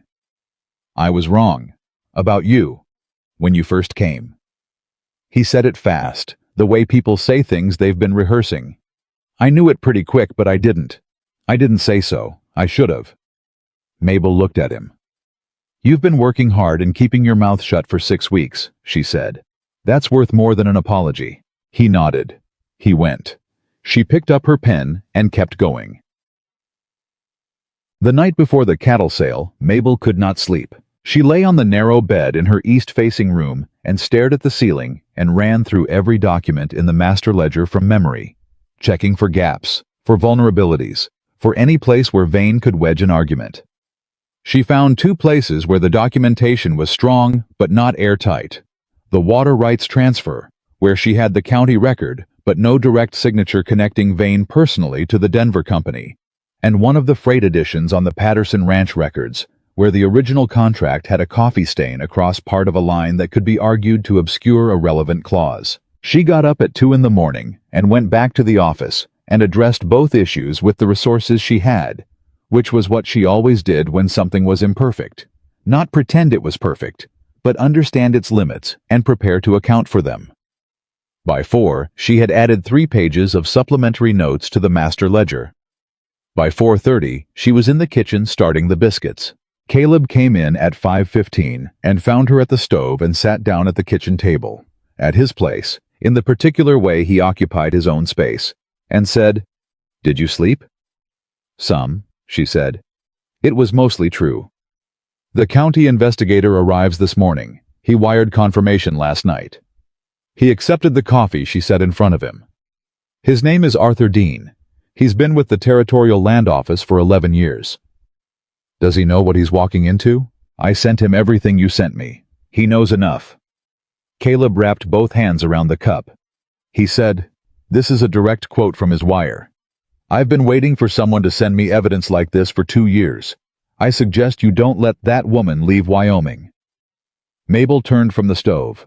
Caleb was looking at her with something in his face that was not quite a smile and not quite something else. A combination of things that she had not had enough experience receiving to fully name. "He said that," she said, word for word. She turned back to the stove. Her hands were entirely steady. Her heart was doing something she chose not to examine while there was breakfast to make. "Good," she said. Then let's make sure we don't waste his time. The autumn cattle sale in Red Willow was the kind of event that made a small western town feel, briefly, like the center of the world. Ranching families came from 30 miles in every direction. The main street filled with wagons and horses, and the sound of cattle being moved into the sale pens at the edge of town. Men who had not seen each other since spring stood in clusters comparing notes on the season's yield, the winter coming, the prices they expected to receive. Women set up tables of food outside the church hall because the sale always ran long and people had to eat. Mabel arrived with Caleb and Pete in the Rollins wagon at 7:30 in the morning, 2 hours before the sale was scheduled to open. She carried the master ledger in a leather case she had borrowed from Caleb's office, along with the envelope of supplementary documents and her original 43 pages of notes. She wore her good dress, the dark gray one she'd mended twice and kept for occasions that required her to be taken seriously. And she had her hair pinned in a way that was neat and unadorned and said, without words, that she had not come to be noticed for her appearance. She had come to work. Arthur Dean was already there, which was either very good or an indication of how seriously he was treating what she'd sent him. He was a compact, precise man of about 50, with wire-rimmed spectacles and the particular air of a government official who had learned to keep his reactions internal because external reactions gave information to the wrong people. He shook Mabel's hand with both of his and held it for a moment. "Miss Whitlock," he said, "your documentation is the most thorough piece of fraud analysis I have received from a private citizen in 11 years of this work." "Thank you," she said. "There are 2 areas where it isn't airtight. I'll brief you on those before the sale opens." He looked at her over his spectacles. "You're briefing me on the weaknesses in your own case. I'd rather you know them from me than discover them from him." He nodded slowly.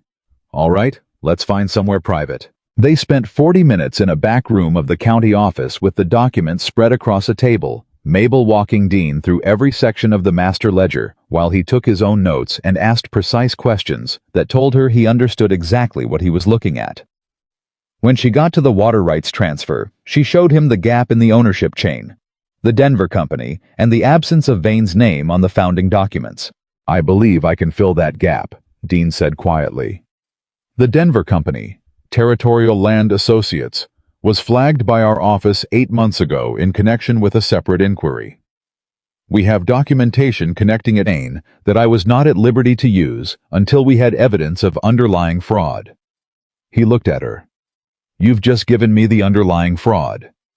Mabel felt the pieces click together with a solidity that she had been working toward for 6 weeks. "He's been under investigation," she said. "Preliminary review. Not enough to act on, until this." He tapped the master ledger.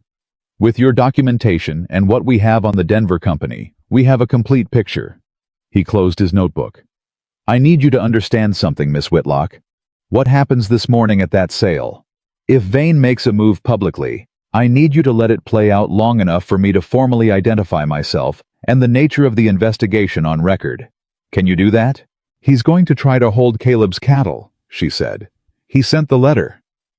"I know. Rollins forwarded it to me. We've prepared for that." He paused. "Let him make the move. Let him do it publicly. Then we act." She understood. "You need him to demonstrate the fraud in front of witnesses."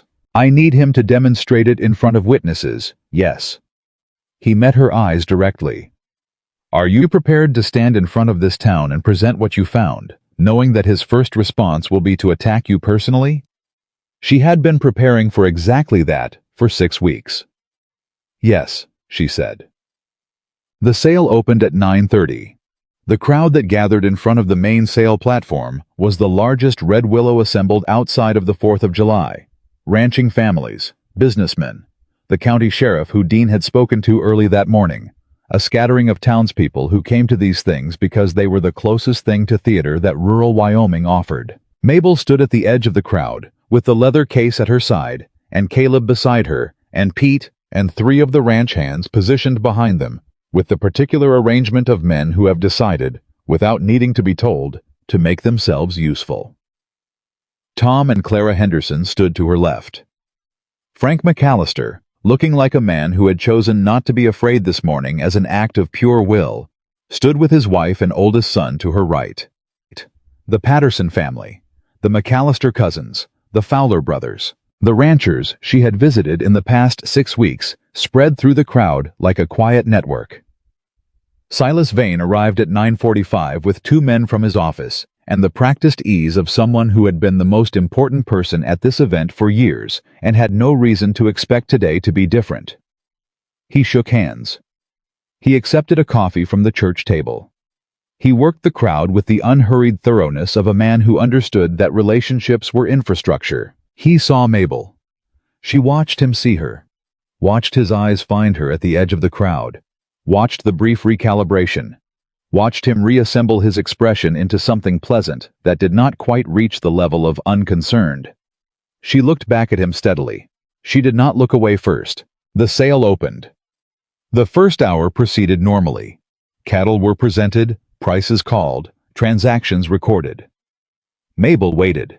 She could feel the crowd around her, the particular texture of a large group of people who were partially focused on the sale and partially aware that something else was building at its edges.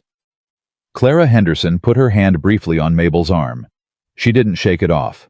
It happened at 10:50. Vane stepped up to the platform during the presentation of the Rollins cattle. 42 head that represented the primary income of the ranch for the coming year. And he did it with the particular smoothness of a man who had planned his moment. He spoke to the auctioneer in a low voice.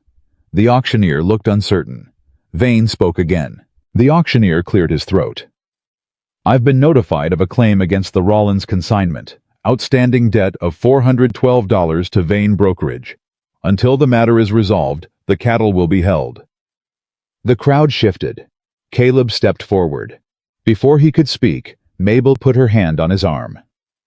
"I have this," she said. He stopped. She walked to the platform. She didn't hurry. She walked at the pace of someone who knows exactly where they are going and has already decided that everyone else will wait. And she came to stand in front of the platform and faced Silas Vane and the crowd in one movement. And she said, in a voice that was clear and carry and entirely controlled, "The debt Mr. Vane is claiming against the Rollins Ranch does not exist." Vane smiled. It was the smile of a man who has been expecting this and has prepared for it. "Miss Whitlock." He said her name the way you identify something to be removed. "I appreciate your loyalty to your employer, but this is a legal and financial matter that is above your—" "I'm the bookkeeper for the Rollins Ranch," she said. "I have the original transportation contract between Caleb Rollins and Vane Brokerage. It contains no collateral clause. Mr. Vane's claim references an amended contract that Mr. Rollins never signed." She opened the leather case. "I have the original here. I have reviewed every document signed by Mr. Rollins in connection with Vane Brokerage over the past 4 years. The amendment this claim relies on does not exist." The crowd was very quiet. Vane's smile didn't change. "Contracts are complex documents, and a kitchen employee may not—" "I have a 17-year record of professional bookkeeping," she said. "And what I have found in those records is not limited to this one fraudulent claim." She raised her voice enough to reach the back of the crowd. "Over the past 6 weeks I have reviewed the accounts of the Rollins Ranch, the Henderson Ranch, the McAllister Ranch, the Patterson Ranch, and the Fowler operation. Every property that sells cattle through Vane Brokerage that I was able to examine shows the same pattern. Falsified weight measurements, fraudulent freight additions, and in several cases, contract amendments. These ranchers never signed, used to manufacture debts that don't exist, and seize properties and water rights that these families have spent generations building." The silence had the particular quality of a crowd that has stopped breathing. Vane stepped down from the platform. He moved toward her, and she recognized the shift in his approach. He was abandoning the podium because the podium gave her height and made her visible, and he wanted to make this an intimate conversation, a private correction, something he could control at close range. She stood her ground. "You're a desperate woman making desperate accusations," he said. His voice had dropped to something that was meant to sound like patience, but was very close to menace. "You arrived in this town with a theft accusation against you from a reputable business owner, and now you're standing here attacking the most established brokerage in the valley with claims you can't prove." "The theft from Hattie Bowman's boarding house," Mabel said clearly, was committed by her nephew. He had gambling debts. I have a signed statement from 2 witnesses who knew this and said nothing because it was more convenient to blame the woman passing through than to address a family problem. She pulled the document from the case. This statement was taken 3 weeks ago by Arthur Dean of the Territorial Land Office, who is standing at the back of this crowd right now. Heads turned. Dean raised his identification.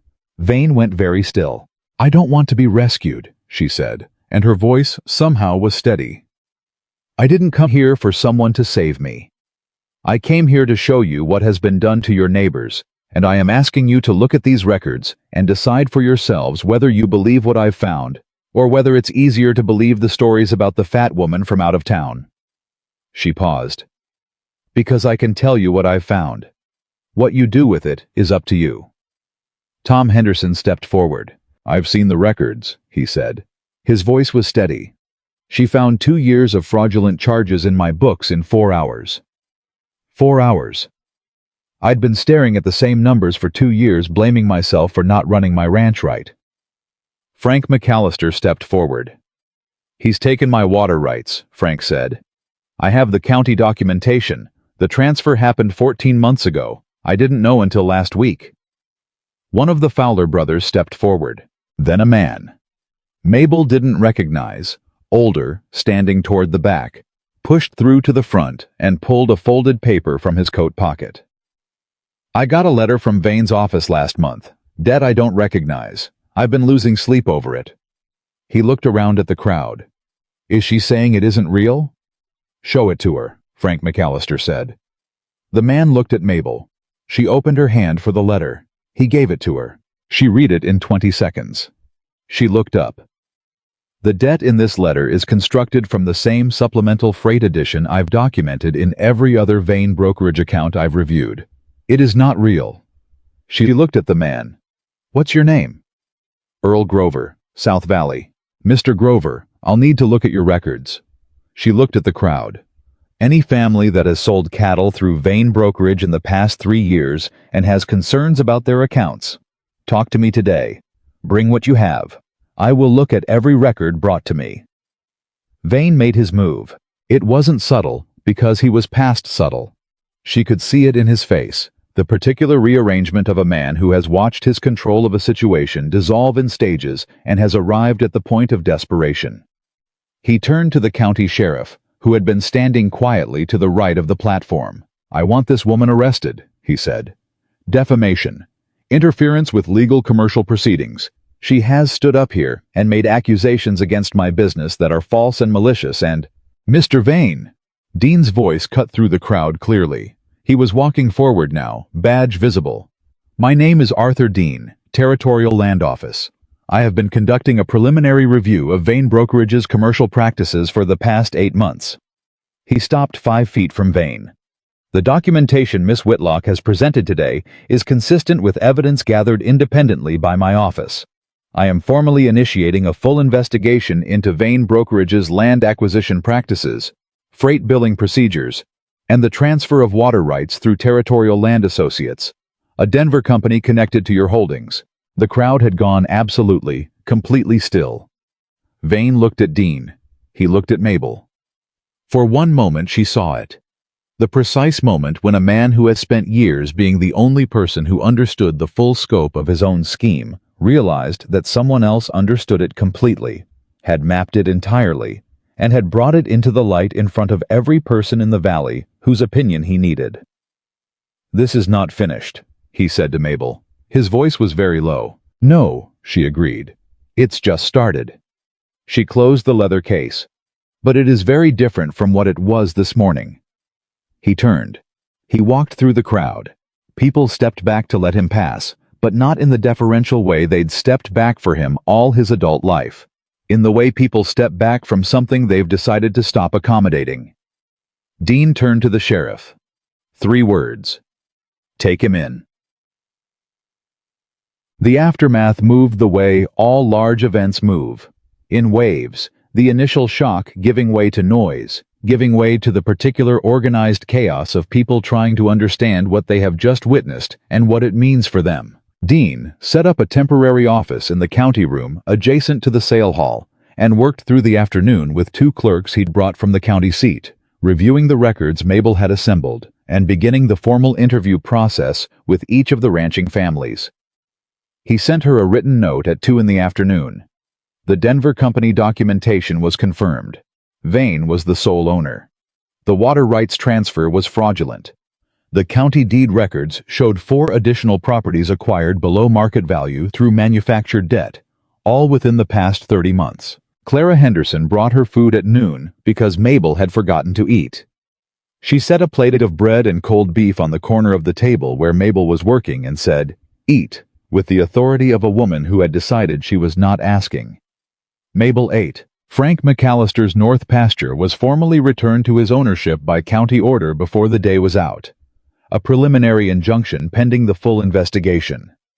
The fraudulent debt letter was voided.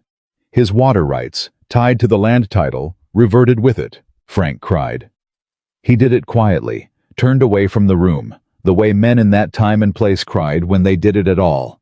Briefly, with his hand over his face, and then he straightened and turned back and shook Mabel's hand with both of his, and she felt the force of everything he couldn't say in the grip of his hands.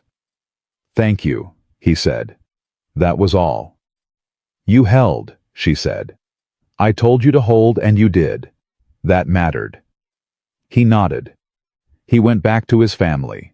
The afternoon sun had gone low by the time Mabel stepped out of the county room and found Caleb waiting outside. He had been in and out all day, giving his own statement to Dean, answering questions, managing the practical chaos of the Rollins cattle that had been released from Vane's spurious claim and properly auctioned by mid-afternoon at a price that was, Caleb said, the best he'd gotten in 4 years. Howe was standing against the wall of the building with his arms folded and his hat tilted back and the look of a man who has been waiting patiently for a specific thing and is prepared to keep waiting. She came out and he looked at her. Really looked. The kind of looking that doesn't move to the next thing quickly. And he said, "How are you?" "I need to sit down," she said. "And I need coffee." "Church table still has coffee." Good. They walked there together, and she sat on the church steps, and he got 2 cups and sat beside her, and they drank in silence for a moment, while the town reorganized itself around what had happened. She could hear voices, people talking in clusters, the particular energy of a community processing a large event. She heard her own name several times. She didn't listen to what followed it. She had spent enough of her life listening for her name in crowds and calibrating the damage. She allowed herself not to do that today. "Pete told me what you said at the platform," Caleb said. "When Vane came at you." "Which part?" "The part where you said you didn't come here to be rescued." She looked at her coffee cup. "It's true." "I know it is." He was quiet for a moment. "I want to tell you something, and I want you to let me say it without telling me immediately whether it changes anything, because I know it might not, and I want to say it anyway." She looked at him. He met her eyes. "I love you," he said. Not dramatically, not with the particular performance that men in stories used for such declarations. Simply, plainly, the way he said everything, with the directness of someone who had decided that being clear was more important than being safe. "I have for a while now. I don't know exactly when it started. Somewhere between the freight invoices and the kitchen chair and the night you didn't leave." He paused. "I'm not telling you because of today. I'm telling you today because today is when it occurred to me that if I kept waiting for the right moment, I might wait indefinitely, and that would be a waste." Mabel looked at him for a long time. She wanted to say something quick, something practical and deflecting that would give her time to understand what she was feeling. She had a very well-developed reflex for that. She didn't use it. "Why me?" she asked. It came out smaller than she intended, thinner, carrying more weight than 2 words should carry. But it was the true question. The 1 years of being the woman everyone looked at and found wanting had inscribed into her with enough repetition that it surfaced automatically. Even now, even here, when everything about this moment should have been enough to override it. Caleb didn't look away. "I'm going to answer that," he said. "And then I'm going to ask you to hear the whole answer before you decide what you think of it." He shifted to face her more directly. I love the woman who looked at my wrecked accounts and spent 6 weeks untangling them without complaint. I love the woman who built a kitchen chair understanding out of the way. Pete Grady said, "These are good," about the biscuits the first morning. I love the woman who told me exactly what she found and didn't soften it because she thought I couldn't handle it. I love the woman who packed her bag in the middle of the night and then put everything back and went to the desk and kept working. He paused. You want to know why you? I'm trying to understand why nobody before me was paying close enough attention to see you. She was not going to cry. She had a very firm policy about crying in public. She looked away, at the town moving around them, at Frank McAllister loading his family into his wagon across the street, at Clara Henderson talking to someone near the church door with the animated energy of a woman who had fought hard for something and won. It scares me, she said finally. I know. I've been wrong about places before, about whether I was safe. I know that too. I don't... She stopped, started again. I don't know how to be somewhere permanent. I've been ready to leave for so long that staying feels like something I have to learn. Then learn it here, he said quietly. Take whatever time you need. I'm not going anywhere. She looked back at him. The sun was going down somewhere behind the buildings, the sky going orange and cold at the edges, and Red Willow was settling into its evening around them. The sound of it. The ordinary sound of a town doing what towns do, unconcerned with the weight of what two people were sitting with on the church steps. I need to go back inside, she said. Dean wants to review the Patterson records tonight. I know. She stood. She looked down at him. Ask me again, she said. In a few weeks, when things are quieter. He looked up at her with that expression she had come to understand better than she'd intended to, the one that meant he was taking in something carefully and deciding to hold it well. I will, he said. She went back inside. She worked until 8 that evening, side by side with Dean and his clerks, and when she finally walked out of the county room into the night air and found the Rollins wagon waiting with Caleb on the seat and Pete Grady in the back, already half asleep, she climbed up without speaking, and they drove north through the dark Wyoming land, and she sat with her leather case on her lap and the master ledger inside it, and the weight of the day settling into her bones. She had done it, not perfectly. There were gaps in the water rights documentation that the investigation would need to fill, and the formal legal proceedings would take months, and Silas Vane had lawyers in Denver who would not make this simple. She knew all of that. But she had stood in front of this town with the truth in her hands and made them look at it. And the town had looked, and they had believed what they saw. Caleb's shoulder was warm, where her arm rested against it as the wagon moved. She didn't adjust the distance. The stars were very bright tonight. The mountains were dark shapes against a slightly lighter dark. The ranch appeared eventually over the rise, and the familiar sounds and smells of it reached her before she could see it clearly, and she felt, again, with the particular consistency of something that kept coming back no matter how carefully she held it at arm's length, that she might be home. She did not tell herself not to feel it this time. She just felt it. And she let herself. The investigation took 4 months. Mabel knew it would. She had told Caleb from the beginning that the legal proceedings would move at the pace of institutions, which was to say, slowly, with frequent delays and the occasional backward step that felt like the ground shifting under your feet. She had told him, and she had told the Henderson and McAllister families, and she had told Frank's wife on a cold November morning when the woman sat at the Rollins kitchen table and asked how much longer it would be before they knew for certain that their land was safe. I can't give you a date, Mabel had said. What I can tell you is that the documentation is solid and Arthur Dean knows what he's doing. What I can tell you is that every day this investigation runs is a day Silas Vane is not making decisions about this valley. That was true. It was also the most comforting true thing she had available, so she said it when it was needed and let the families hold on to it and went back to the work of making sure the documentation stayed solid. Silas Vane hired lawyers from Denver, 3 of them, which told her that he understood the seriousness of what he was facing, even as his public posture remained one of injured dignity and false accusations. The lawyers filed motions.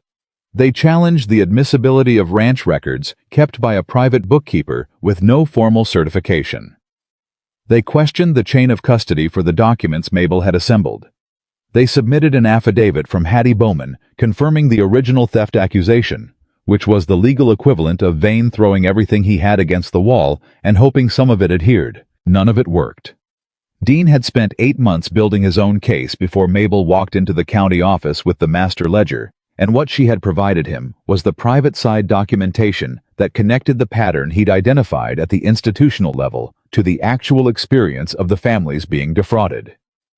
Together, the two bodies of evidence created something the Denver lawyers could challenge procedurally, but could not actually counter in substance. The first formal ruling came in early December. The fraudulent debt against the McAllister Ranch was voided. The water rights to Prentice Creek were returned to Frank McAllister's title. The preliminary injunction became permanent. Frank drove out to the ranch the day he received the written confirmation. He sat at the kitchen table and put the paper down in front of Mabel without speaking. And she read it and looked up at him, and he said, "It's done." "The water rights are done," she said. "The full investigation isn't finished yet." "I know." He pressed his hand flat on the paper. "But this piece is done. My kids aren't going to lose the creek." He looked at her steadily. "I want you to know something. Whatever happens next with the rest of it, you gave us this. My family's going to know that. My kids are going to know that." Mabel looked at the paper. She had learned, slowly, to receive things like this, to let the words land without immediately deflecting them, or minimizing them, or converting them into something more manageable. It was harder than it sounded. She had spent 30 years becoming very efficient at making herself small, at preempting the dismissal by dismissing herself first, and unlearning that was slower than she would have liked. But she was working on it. "Hold on to that paper," she told Frank. "Frame it if you have to." He almost smiled. Clara already said the same thing. He went. She went back to work. The holidays came and went in the way that holidays come and go on a working ranch. Not extravagantly, but with the particular warmth of people who have been through something together and are grateful to be on the other side of it. Mabel made a proper Christmas dinner for the first time in years, the kind her father used to make before the store failed and there wasn't money for it. Roasted beef, fresh bread, dried apple pie with a crust that took her 2 tries to get right. The ranch hands crowded the kitchen table with the good-natured noisiness of men who had been eating well for 3 months and had developed opinions about food. Danny Pierce ate 2 pieces of pie and told her it was the best thing he'd eaten since his mother's kitchen in Ohio, which she understood was the most specific compliment his 22-year-old vocabulary was capable of producing, and she accepted it accordingly. Pete Grady said nothing about the meal at all, which she had come to understand was his highest form of praise. Pete only commented on things that fell short of expectations, and his silence meant she had exceeded them. Caleb washed the dishes after. She didn't ask him to. She turned from the table where she'd been clearing and found him at the basin with his sleeves rolled up and the quiet purposefulness of someone who had decided this was simply the next thing that needed doing. She stood in the kitchen doorway and looked at him for a moment. This man who had built her a chair without announcing it, who brought coffee at midnight without comment, who had told her he loved her on the church steps in the settling dark, and then given her weeks without pressing the question. And she felt something in her chest that she had stopped trying to identify by name, and had started simply allowing to be what it was. She picked up a dish towel. She stood beside him and dried what he washed. They didn't speak. They didn't need to. In January the 2nd, ruling came down. The territorial court found sufficient evidence to proceed with criminal charges against Silas Vane on 7 counts, including fraudulent commercial practice, deed manipulation, and unlawful water rights transfer. His brokerage license was suspended pending the outcome of the proceedings. The livestock contracts through Vane's operation were voided, and an emergency framework was established for valley ranchers to sell their spring cattle through an interim broker appointed by the county. A solution that was imperfect and inconvenient and significantly better than the alternative. The news reached Red Willow on a Wednesday morning, and by noon, the town had the particular charged quality of a place that has been holding its breath for months and has just been told it can exhale. Mabel heard about it from Clara Henderson, who drove out to the ranch at a pace that suggested she had not entirely obeyed the speed at which one was supposed to drive a wagon in winter conditions. "It's official," Clara said, coming through the kitchen door without knocking, which was a habit she had developed over the past several months, and which Mabel had decided not to object to, because Clara Henderson bursting through doors with information was one of the more reliably energizing things in her daily life. "Criminal charges, 7 counts." Mabel set down the rolling pin. "7, she said. "Dean thinks there may be more before they're finished. The Denver lawyers are apparently in discussion about a cooperation agreement, which Tom says means at least one of them has decided the sinking ship isn't worth staying on." Mabel pressed her hands flat on the flowered surface of the table. She breathed. She had known this was coming. She had built the case for this outcome and tracked its progress through every motion and counterfiling and procedural challenge for 4 months. She had known, intellectually, for weeks, that this was the likely result. It felt different when it was real. It felt like something she had been carrying for a very long time had been gently taken from her hands. "He's not going to run the valley anymore," she said. "No," Clara said. "He is not." She came around the table and put both arms around Mabel and held on, and Mabel stood in the circle of it and let herself be held, which was also something she was learning to do. To accept the embrace of people who meant it. To resist the old reflex of stiffening and stepping back. To let warmth be what it was without converting it immediately into something to be suspicious of. "Thank you," Clara said into her shoulder. "For all of it. For staying. For not leaving when the whole town made it so easy to go." Mabel closed her eyes. "You and Tom made it easier to stay," she said quietly. Clara pulled back and looked at her with the directness of a woman who had decided several months ago that Mabel Whitlock was someone worth the full force of her attention. "What are you going to do now?" she asked. "After all this is settled, what do you want?" It was the question nobody had asked her. Not in that form. Not directly. Not with the assumption that what she wanted was a thing that mattered and ought to have a considered answer. "I've been thinking about it," Mabel said. "And?" She turned back to the rolling pin. "I'll tell you when I've thought about it a little more." Clara smiled. The knowing smile of a woman who already had a sense of the answer and was content to wait for Mabel to arrive at it on her own schedule. "All right," she said. "But don't think too long. Some things you have to decide before they decide themselves."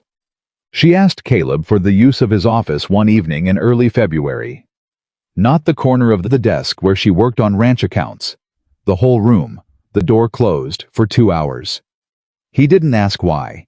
He said yes and took his book to the main room and left her to it. She sat at the desk and took out a fresh sheet of paper and wrote at the top, in the careful bookkeeper's hand she'd developed over 17 years.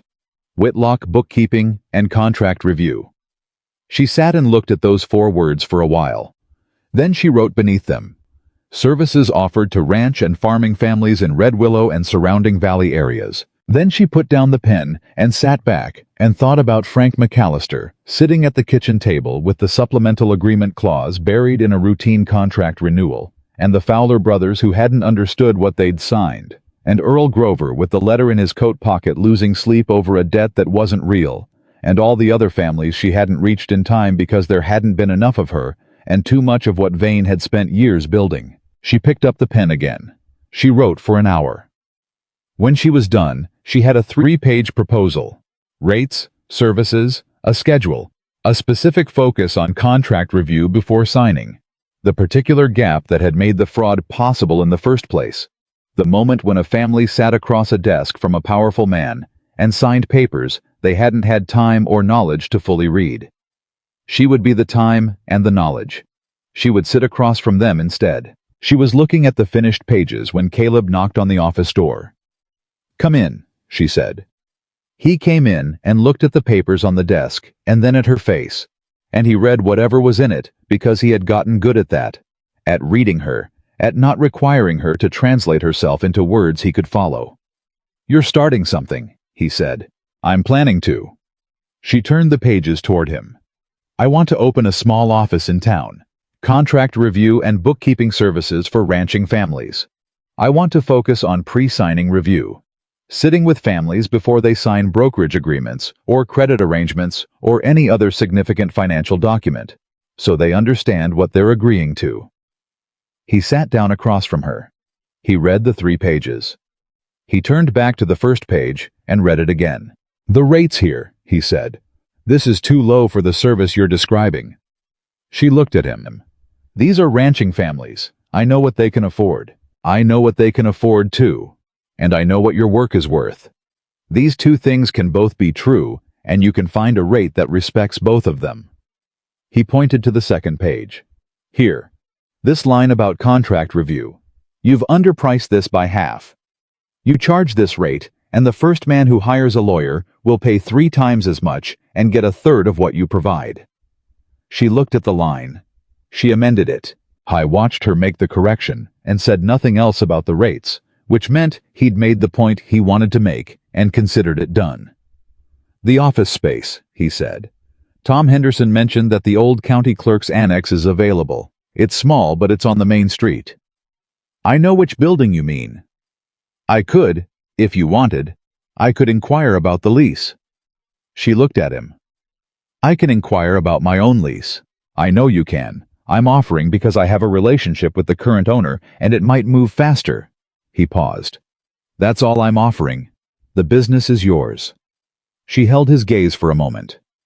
"All right," she said. "Inquire." He nodded. He stood to go. "Caleb." He stopped.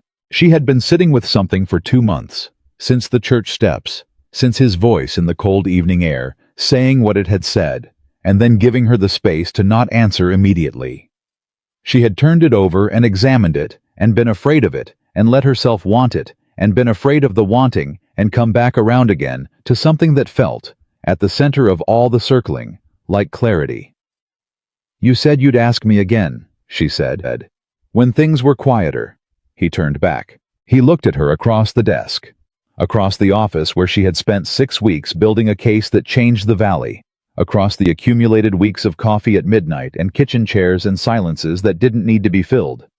And his expression had the particular quality of someone who has been patient for a long time and has just been told the waiting is over.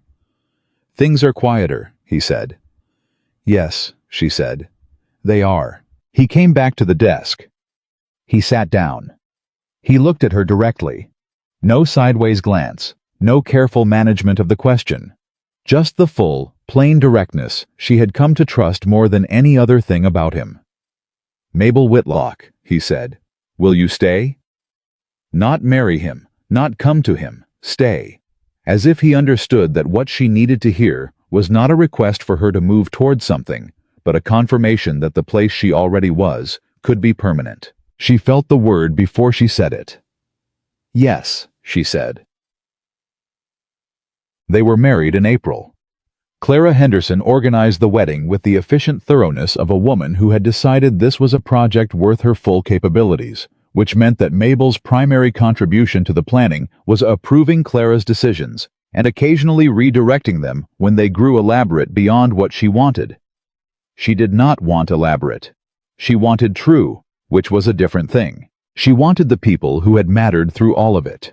The Hendersons, the McAllisters, Frank and his wife and his 3 children who kept looking at Mabel with the wide-eyed interest of children who had been told this woman had done something important and were trying to understand what that looked like in person.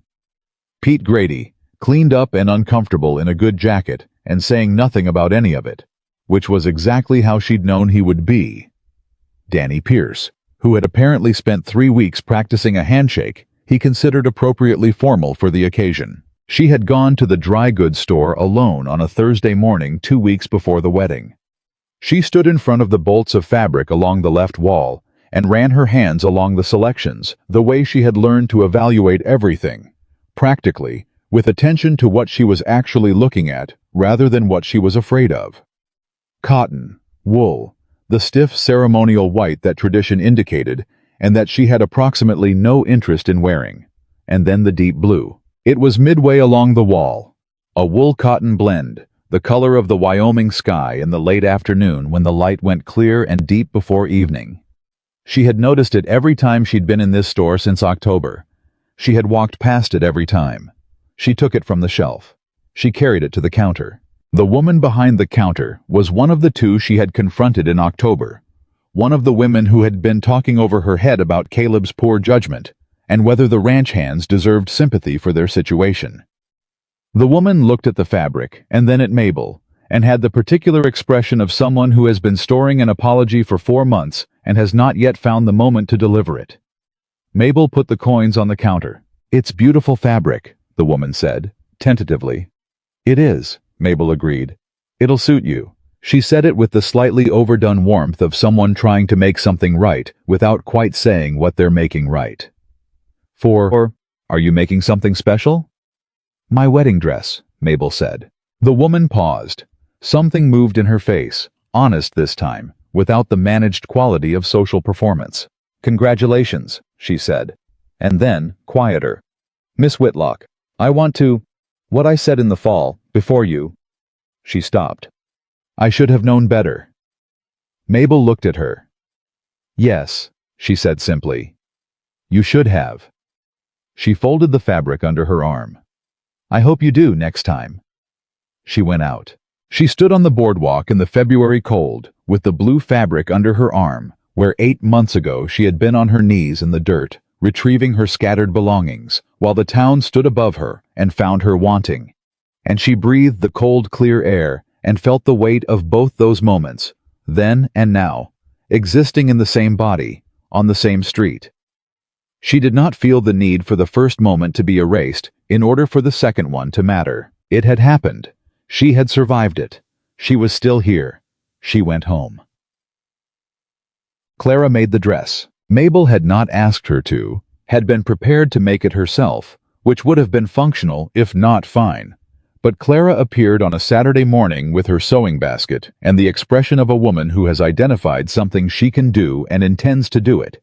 And she sat in the kitchen of the Rollins Ranch and cut the deep blue fabric with the precision of someone who understood what she was making and why it mattered. And they talked while she worked in the easy way that women talk when they have been through something together and no longer need to perform comfort for each other. "Are you nervous?" Clara asked. "About the wedding?" "About any of it. The business. Being here permanently. All of it." Mabel thought about it honestly. "About the business, no. About being permanent." She paused. "I'm used to being ready to leave. I've been ready to leave every place I've lived for 8 years. Unlearning, that is. It takes longer than you'd think." "Do you still have the carpet bag packed?" She had told Clara about the carpet bag in November, in the way you tell people things when you've started trusting them. Not as a confession, but as an explanation. "No," she said. "I unpacked it in January." Clara's hands stilled briefly on the fabric. Then she resumed cutting, and she didn't make a speech about it, which was one of the things Mabel valued most about Clara Henderson. Her understanding that some things were better honored by continuing on than by stopping to remark upon them. "Good," Clara said simply. That was all. The dress took 3 Saturdays. When it was finished, Mabel tried it on in the bedroom with the east-facing window and looked at herself in the small mirror that had been in the room since she arrived. The deep blue made her eyes appear darker. The cut was honest. It did not attempt to disguise the shape of her, did not employ the architectural deceptions that women's clothing sometimes use to present a different outline than the one beneath. She had not asked for those deceptions, and Clara had not offered them. The dress fit the woman who wore it, and the woman who wore it was large and strong and dark-haired and 30 years old and standing in a room in Wyoming that was, improbably and permanently, hers. She looked at herself for a long time. She thought of the dry goods store 8 months ago, the fabric she'd put back on the shelf because she'd overheard something cruel and suddenly felt foolish, imagining herself beautiful. She thought of all the mornings she had made herself invisible by agreement, had preemptively contracted into the smallest possible version of herself to avoid the pain of being told to be smaller. She thought of all of that, and she looked at the woman in the mirror in the deep blue dress, and she did not look away. The wedding was on a Saturday, the second week of April, when the Wyoming cold was beginning to let go its grip on the mornings, and the light came back to the valley with the particular clean quality that followed a hard winter. Mabel walked toward Caleb under a sky that was, improbably, the exact color of her dress. She had not arranged that.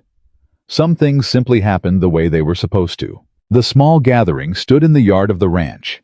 She had not wanted a church, had wanted the place that had actually been the story, the ground that had been the site of the thing, rather than a building that knew nothing about it. Pete Grady was there in the good jacket. Danny Pierce had the serious expression of someone who had decided this occasion required his most mature self and was working hard to maintain it.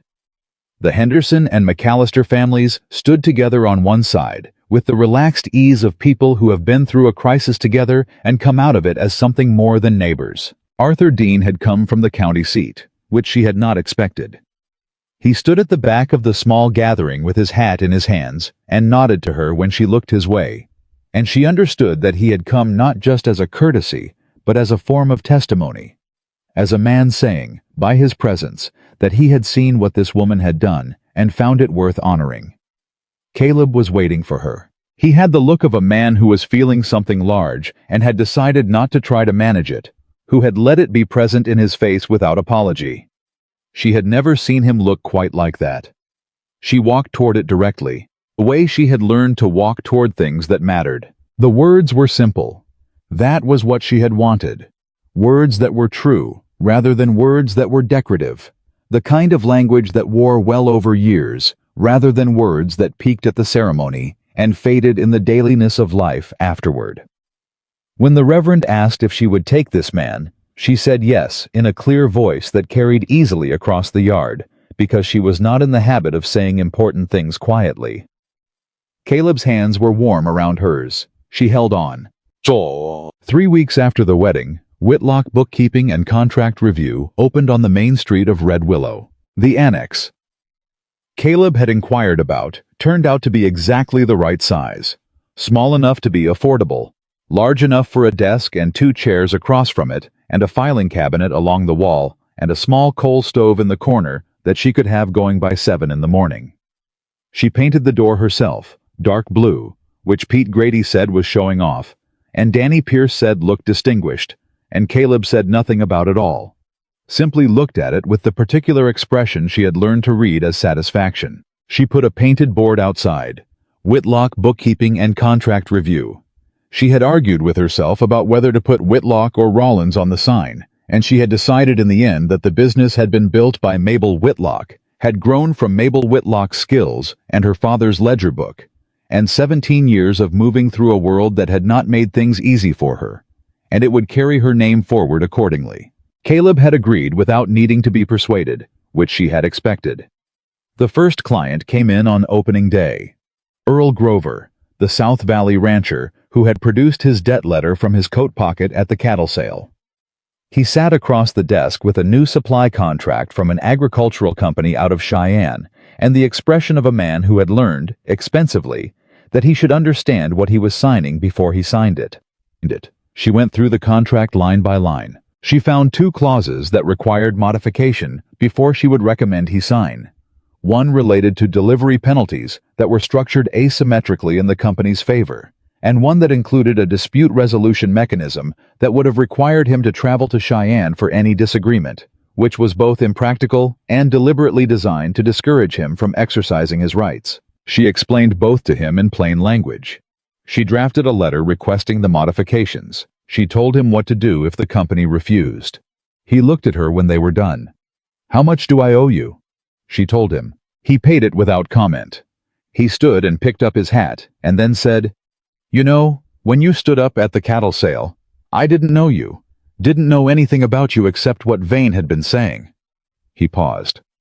"I've thought about that a lot, about how close I came to believing him." "Most people almost believed him," she said. "He was very good at it." "What made you keep going, when everybody was against you?" She considered it. "I had the records," she said simply. "The records were true regardless of what anyone believed about me. And I've found, in my experience, that true things don't stop being true because someone inconvenient is carrying them."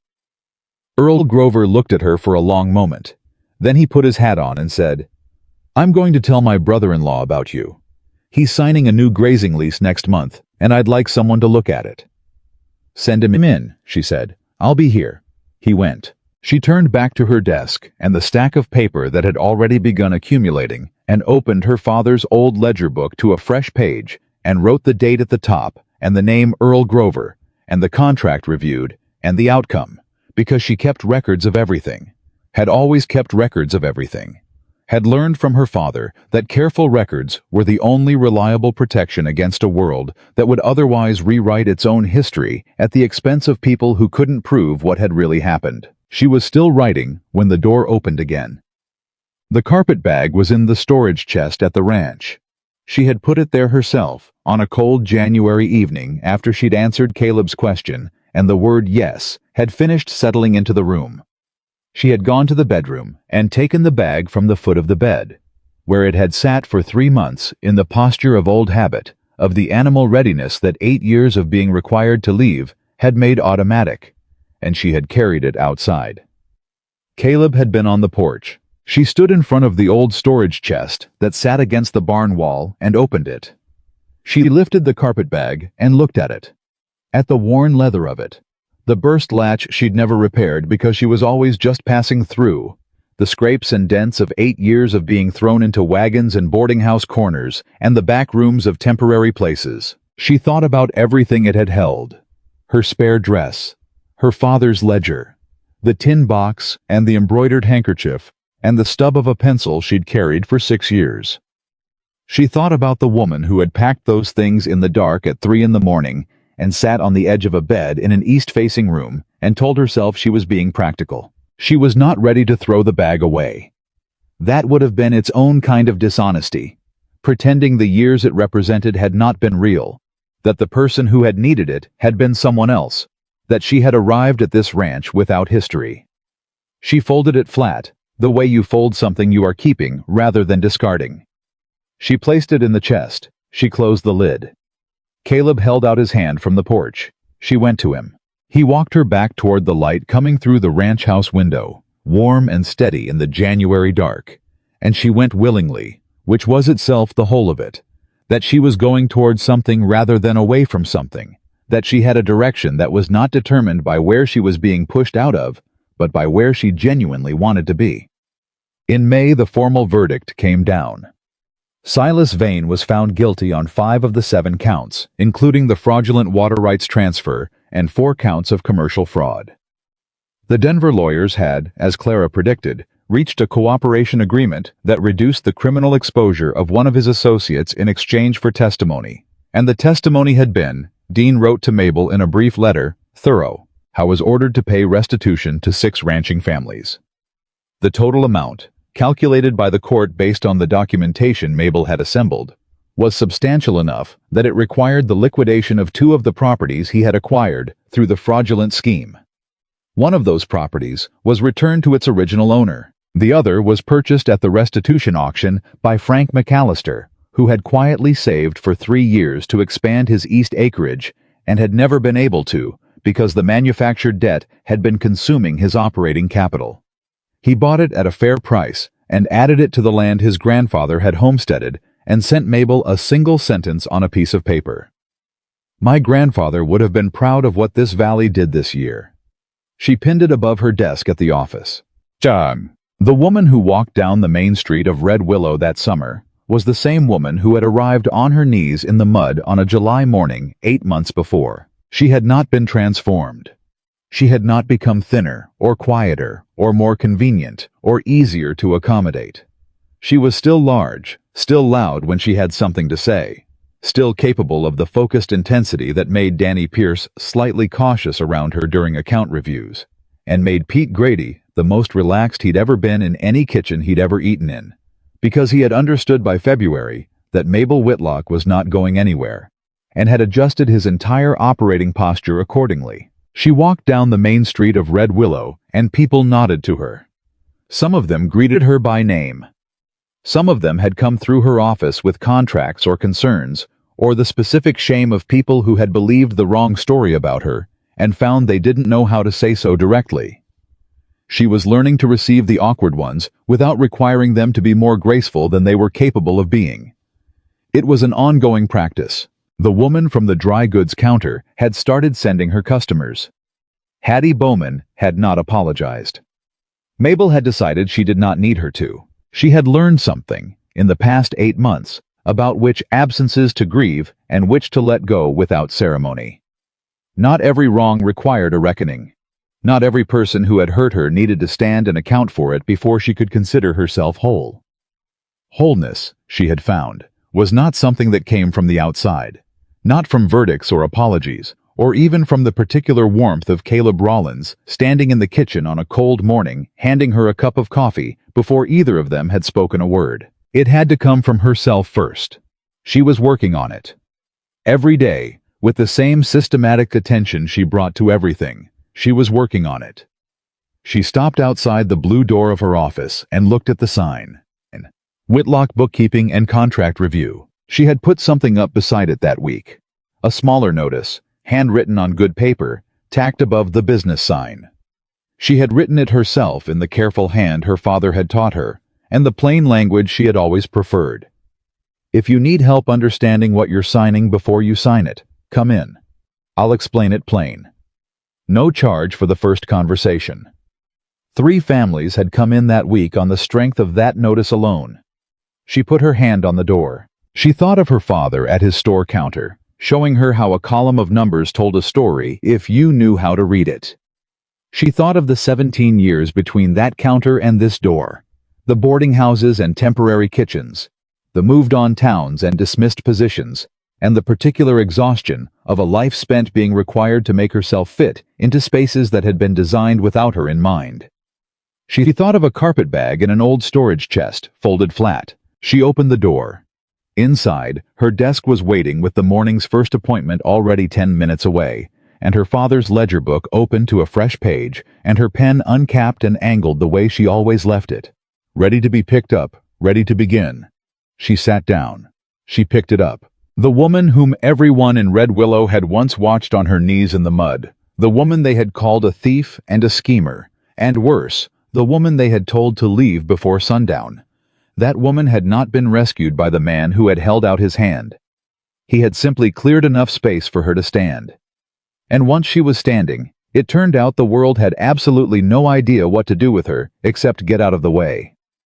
She put her pen to the page. She began.